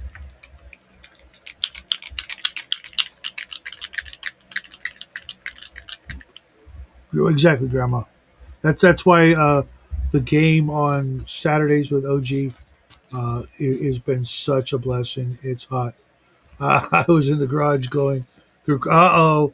Someone's getting the bug. Um, Mike, let Jen know her grand prize is on the way, and of course I did send a little something extra. just because I can't help myself. But I hope you guys both enjoy the heck out of it. Uh, and then I went shopping today, and I picked yeah 103 here in California is horrible. Uh, yeah, it's high desert. We're not far. Mike and I are not far from each other. Well, I mean, kind of 2 hours, 2.5. But like somewhere like sort of near us is Death Valley, right? So it's just freaking miserable. Um, that's still too bright. That's definitely still too bright. I want something a little lighter than that. Here, I'll show you guys. This is like that's the color. That's not troll green. That's like Robin Hood green, Green Arrow green. Uh, I got games I will borrow ideas from, but probably will never get to ref in that setting 100%. Not just refing. Like I've got all of the micro games. I've got all of the task force games. I've got all of the not all of the TSR pocket games, but I've got all the heritage Dwarf Star games. Demon Lord and Barbarian Prince and Grav Armor and Goblin and Dragon Rage or whatever, where you get to play a dragon. These are all little card and counter or chit games, with little tiny cardboard counters and little maps. I would love to freaking play some of these little. They're ostensibly war games. I want to get a copy of Circus Maximus, even though I don't do Rome like everybody else.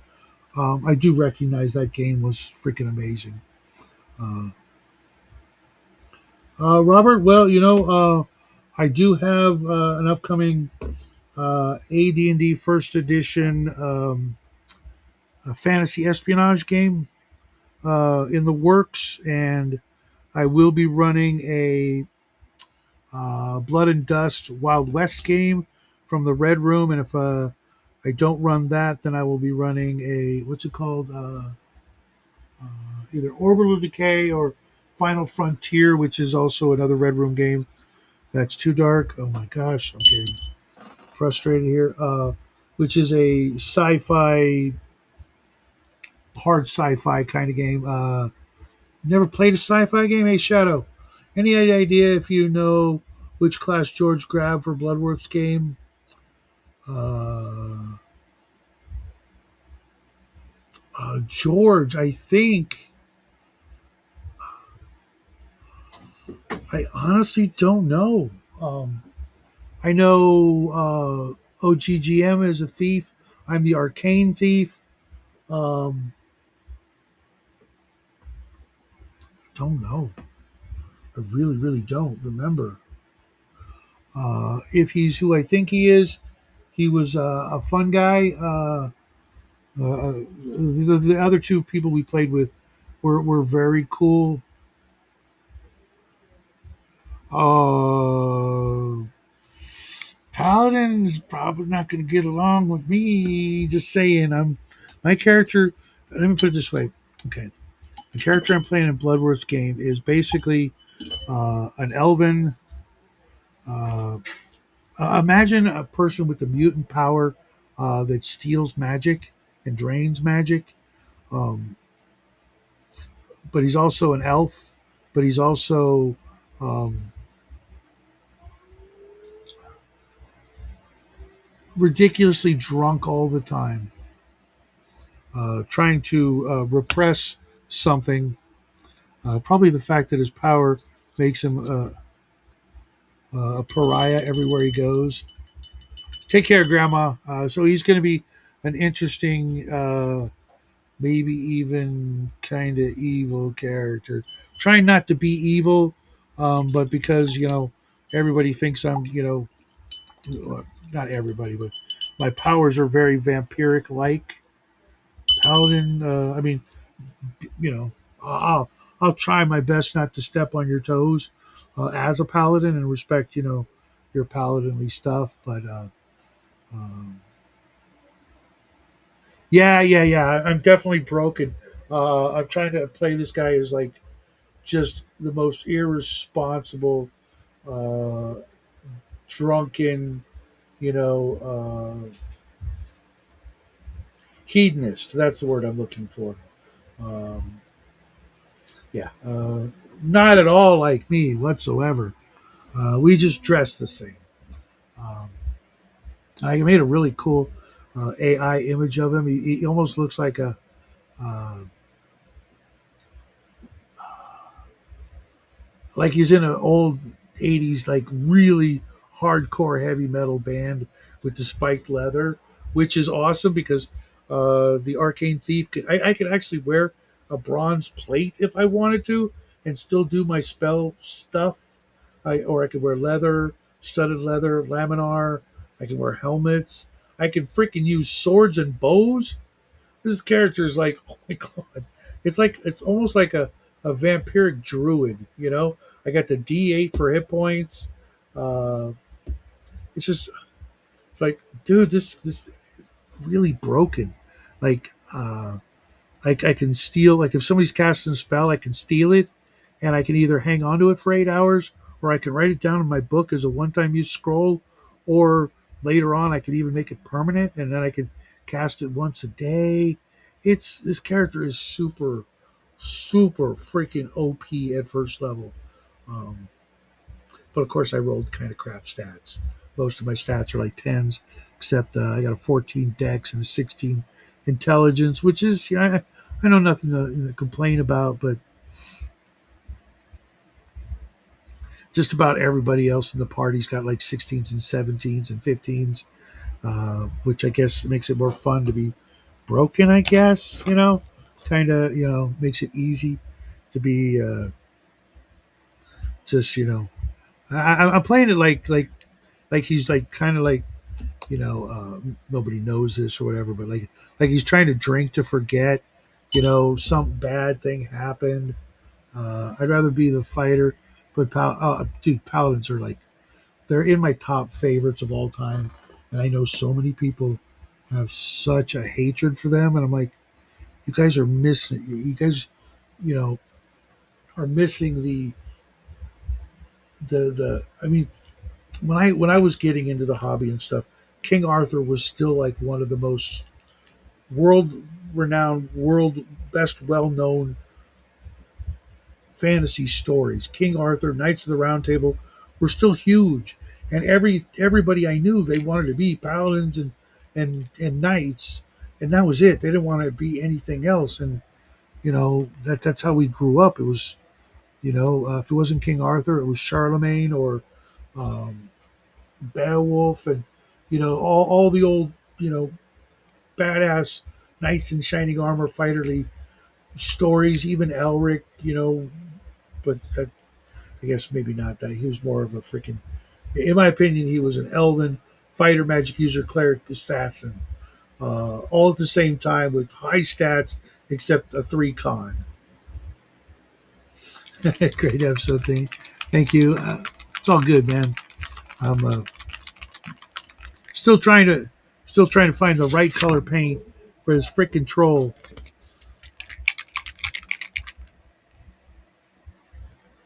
Charming Chartreuse is another one of my favorite colors from this line, but it's very finicky.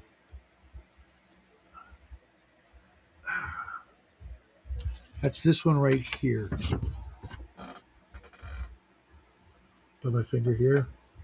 The other ones are either too dark or too cartoony, right?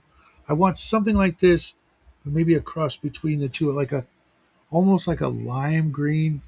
But I have a concept for a paladin, young, optimistic, like a mix of Superboy and Carrot Iron Founderson.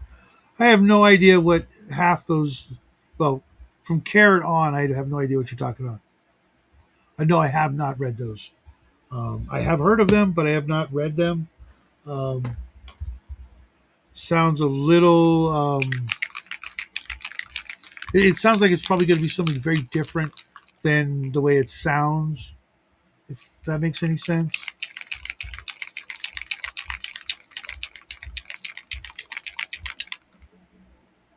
Okay, this looks a little lighter than the other color, but it's almost like a sand yellow.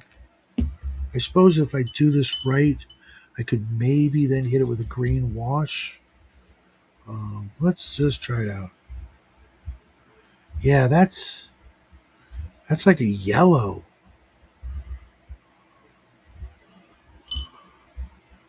It has a Discworld human raised by dwarves. Oh, he's a Discworld human raised by dwarves. Okay. Um, okay, now this might be it. It's called maggot skin of all things. If you can see, it's a little paler. I was looking for kind of like a lime green, but dustier. They made a movie, 13th Warrior. I didn't really. I tried watching the movie. I'm not a like. Here's the thing. I like Antonio Banderas in like Desperado. Loved it. Him in uh, Zorro. Born to play that part. Just like uh, Pierce Brosnan was born to play James Bond. That kind of, you could just, the first time I saw him, like, that's freaking Zorro. That's freaking James Bond. Back in the Remington Steele days. I know a lot of people are not fans of his, but anyways, but other things I've seen him in, he just like kind of creeps me out. Is I don't, I There we go. That's what I was looking for. All right, Mr. Troll, we have found your color. And if it's still too light, I can just hit him up with a green wash that will take care of all those problems. He's a Moor troll, so they say, but I don't think that really means anything. Which is funny because I've never seen in any miniature something called a bridge troll, right? I mean, prior to Billy Goat's Gruff, I'd never heard of a troll. And, when I finally read about the troll as per the monster manual, the book is good. Um, Never heard of a troll, and the whole regen thing. I know I read later what book that was from. We read it on the book club, I believe. But I'm like, where did they get that? That whole concept is so you know weird when you think of it in sort of the context of Billy Goat's Gruff, because those trolls in that story, there's literally, they could be ogres, they could be orcs, they could be goblins. There's really no any physical characteristics from the story I'm aware of as to what makes them a troll or an ogre or a goblin. You know what I mean? They're just a monster. They're just like a universal humanoid monster that's supposed to scare you as a little kid and teach you the lesson of, how to be sneaky and how to trick a troll into, thinking it's going to eat your family, but let you go, which I guess was kind of a shitty lesson. I don't know. GSW models. Who's that? Or yeah, who is GSW? Uh, I have minis from going back to minifigs and Valley of the Four Winds and minifigs the line. I'm friends with Tom Dye. I have crap tons of Grenadier and Raw Partha minis. Almost everything Heritage ever made because they were the best. I'm even getting in next week. Most of you guys won't know what the hell I'm talking about, but something called Raw Partha Space Knights. Uh, yeah, I don't know what GSW stands for. I'd rather spend my money on Reapers. Well, I would too, except there's one blister pack of the Raw Partha Space Knights that I didn't have. It was Maulers and Auxiliaries.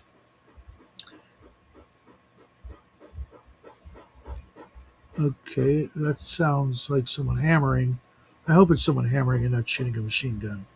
Um, okay, that's what I was talking about. See, little paler green that I can darken up on his like he's like got like scabby, scaly skin in some places, and I wanted that to be like the kind of the underbelly. It's a European company.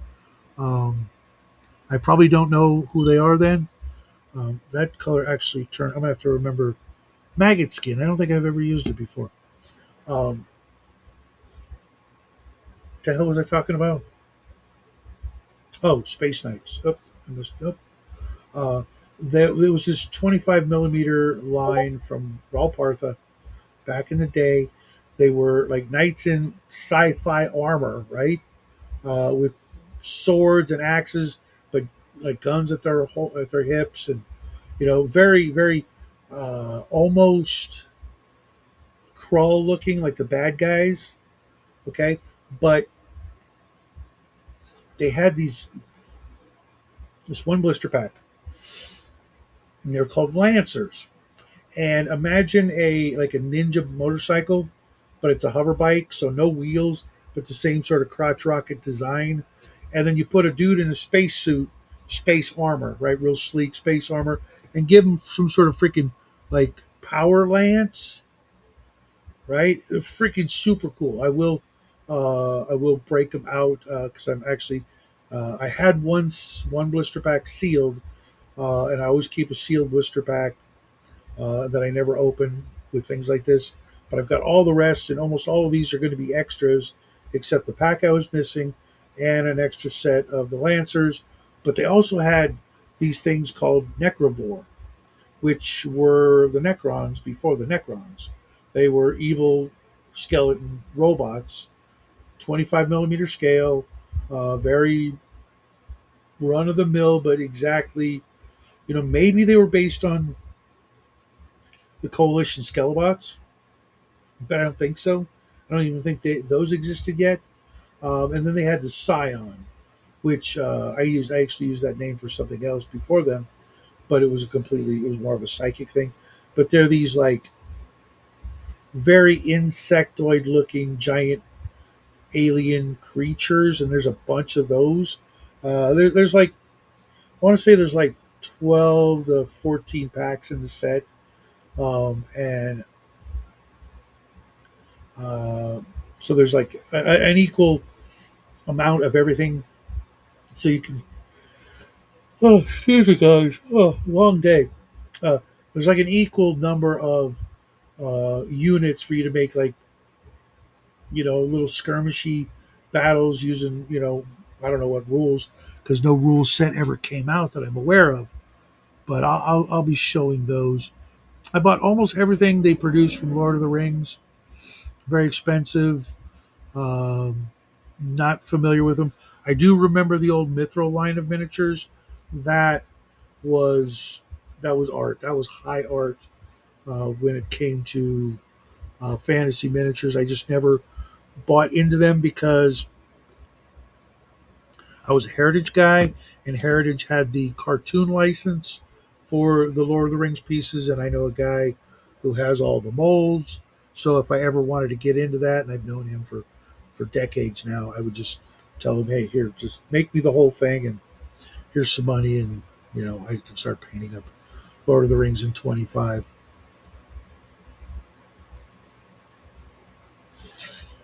And those minis were actually very nice. I mean, if you like the cartoon, these minis were perfect. They also made like 54 millimeter scale, like not diorama pieces, but like larger versions of the main characters. And he has those, and I've always wanted to paint those. Those would be the first thing I would buy.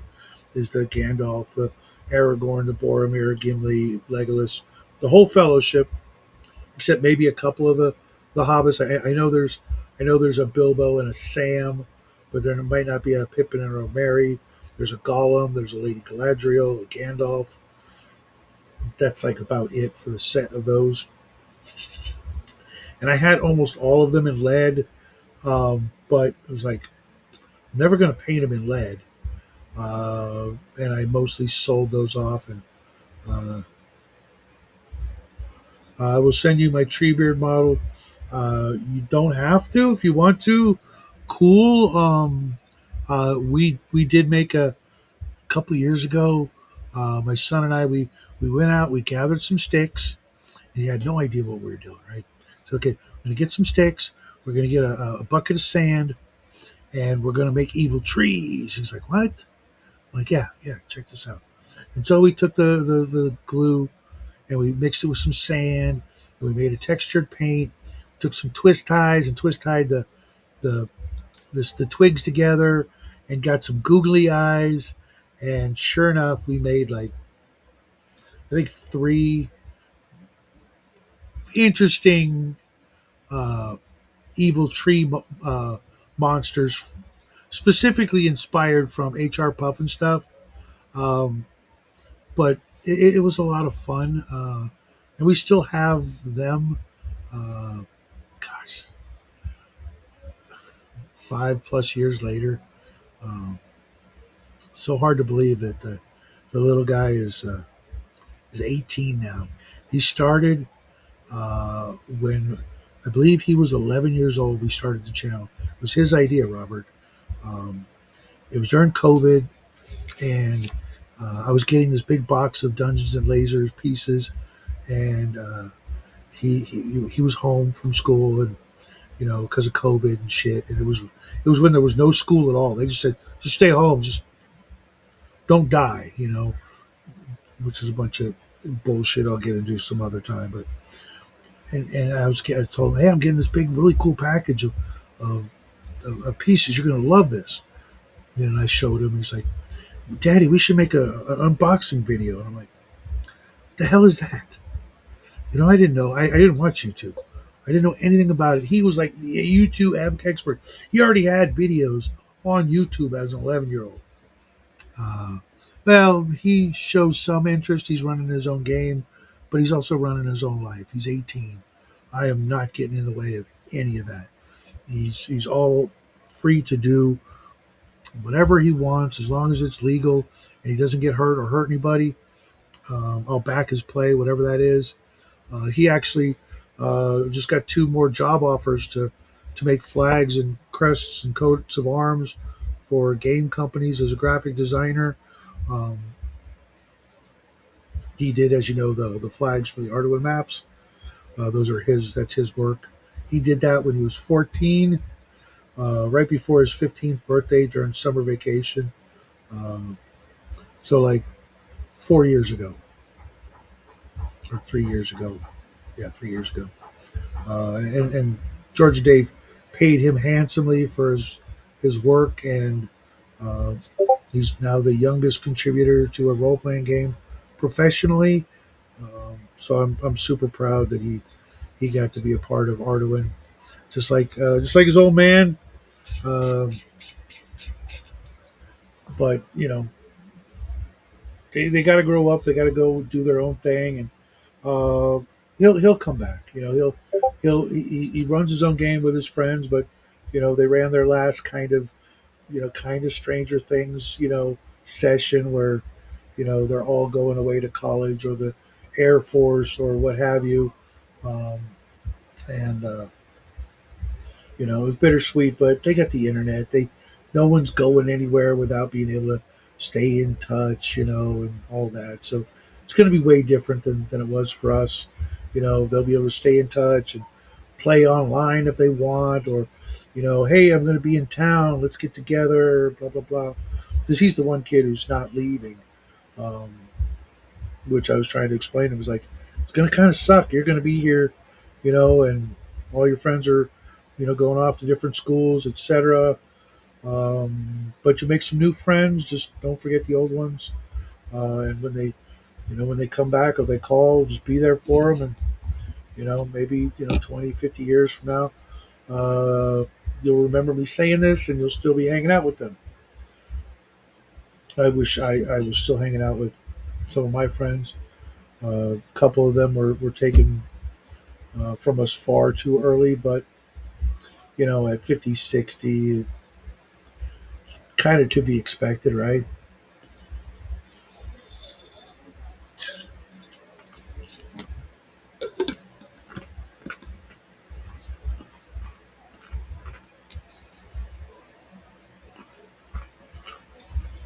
And I know more of them are going to do the same thing, right?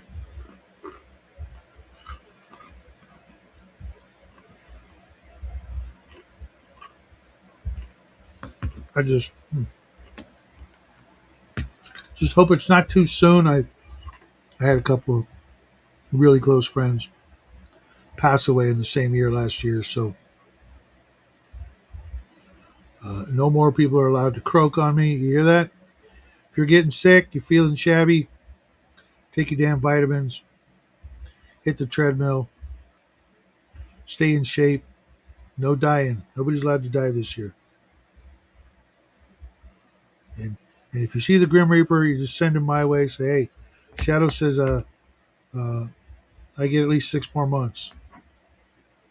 And send him my way if you don't want to listen. It's like a couple of them were. One of the guys was one of the coolest guys I've ever known, and he just up and out of nowhere, man, just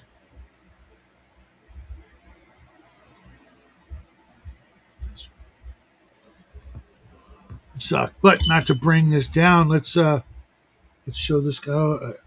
I think I'm okay with not needing that. But here, what do you guys think? Just the first pass, but I like that color. That's what I was looking for. I'll show you the other colors. See if I can get him in the same. Come on. There we go. So you can kind of see what I didn't want and why I wanted what I did. It's either too dark or too comical. This has got kind of a creepiness to it, a believableness to what I'm trying to make him look like. And here's the air elemental. Maybe a little too thick on the gray right here, but I couldn't tell if I was getting it on his chest, if I was actually getting any paint there. But I'm still going to hit this up with cold white. I only hit it with uh, the Phantom Glow, the Sky Gray, and the Ivory. I still need to find the cold white, but I want that to dry. Thanks. Uh, Gonna now hit the his mane, his shaggy hair with just good old fashioned grim black.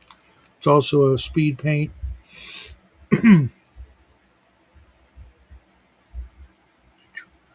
Just a little dab of do you. I really wanted to paint some of these pumpkins tonight, but I'm like, told myself no Halloween stuff until September. I went into Hobby Lobby today and the dollar store and Walmart. Walmart was business as usual, still doing summer, right? I go into Hobby Lobby, like I said, they got Christmas, they got Thanksgiving, they don't do Halloween because they're a Christian business and they don't do that. Okay, that's fine. I go into dollar store, they've got Halloween, they've got Thanksgiving, they still got some of their summer stuff, you know, and I was like, guys, it's July. Can we have July stuff in the store? You know,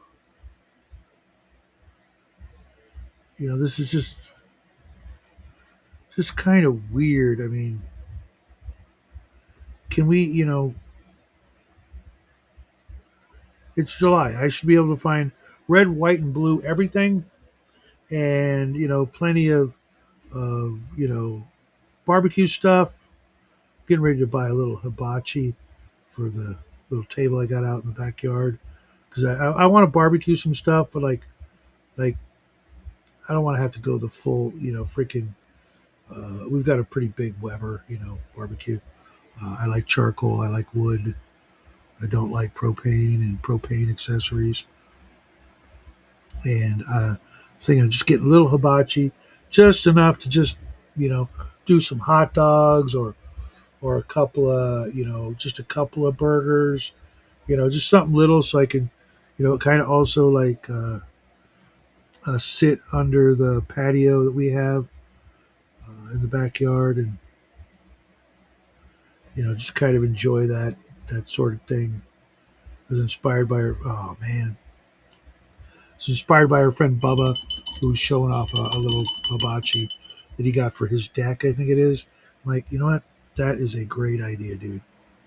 I want to do that. Not have to go set up the whole freaking thing. It's a, you know, if I want to like just out of nowhere, just decide to grill a couple chicken breasts or something, because Jackie's not going to be here or something, or just a couple of hot dogs instead of having to do the whole thing, scrub a giant freaking grill and all that. And as soon as I mentioned that, it was after we were leaving uh, Sam's Club, and the wife's like, "Oh, I saw a couple of those." I'm like, "I'm too hot, too tired. I'm not going back in. We'll do it next weekend." Um, okay, now I've done his freaking shaggy locks, and I'll go over that with a gray, and then or maybe I'll do a white, do a wash of green, and see how that comes out. And if it does, if it's too green, then I'll hit it with some gray to give his hair a look of texture.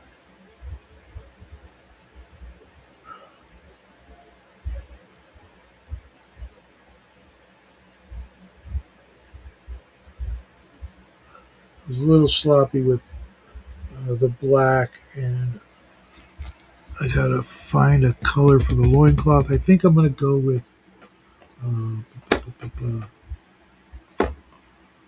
do not pallid bone, but bony matter.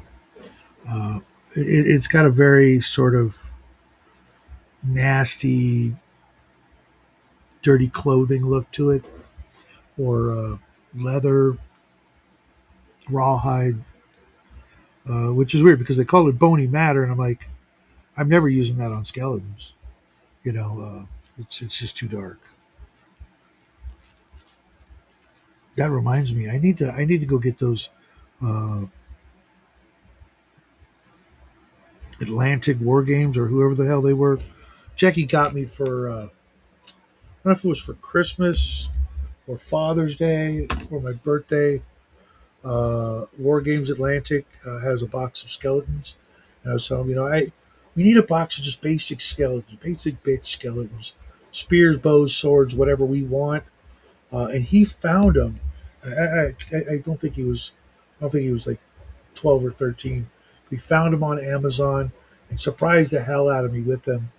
With obviously his mom's help, and we put some together, but they were so freaking complicated. Even for his tiny little fingers, they were too tiny at the time. He could not really help. He'd play with them. Oh yeah, when the ones that I did put together were done, he's like, "Dad, can I play with the skeletons?" I'm like, "Of course. Everything I own is yours, boy." You know. And he would take them and have them fighting the Hoth troopers or some of the hero clicks that he had. He had some fun little adventures with all my old stuff. One of the best things about being a dad is getting to just sit back and watch him just come up with his own stories, his own little make believe sessions, whether it was alone or with his friends. And now he's putting all that to use, making videos of those stories and his other ideas. And, you know, it's pretty awesome. So, Jackie, future Jackie, if you're watching this, I knew what the hell I was doing, right? And with that, folks, I'm going to pack it up. Control needs to dry. The air elemental needs to dry. And I do have church first thing in the morning. That gives me about 12 hours to get a good night's sleep. Third shower for the day. And then maybe a little reading. But you guys have yourself a wonderful evening. Love you guys. Prayers to all my friends out there who are not, uh, well. Anyways, I will see you guys bright and early Monday morning with some video about something. I don't know yet. I got a bunch of notes here somewhere. But have a great Sunday. Till then, happy trails.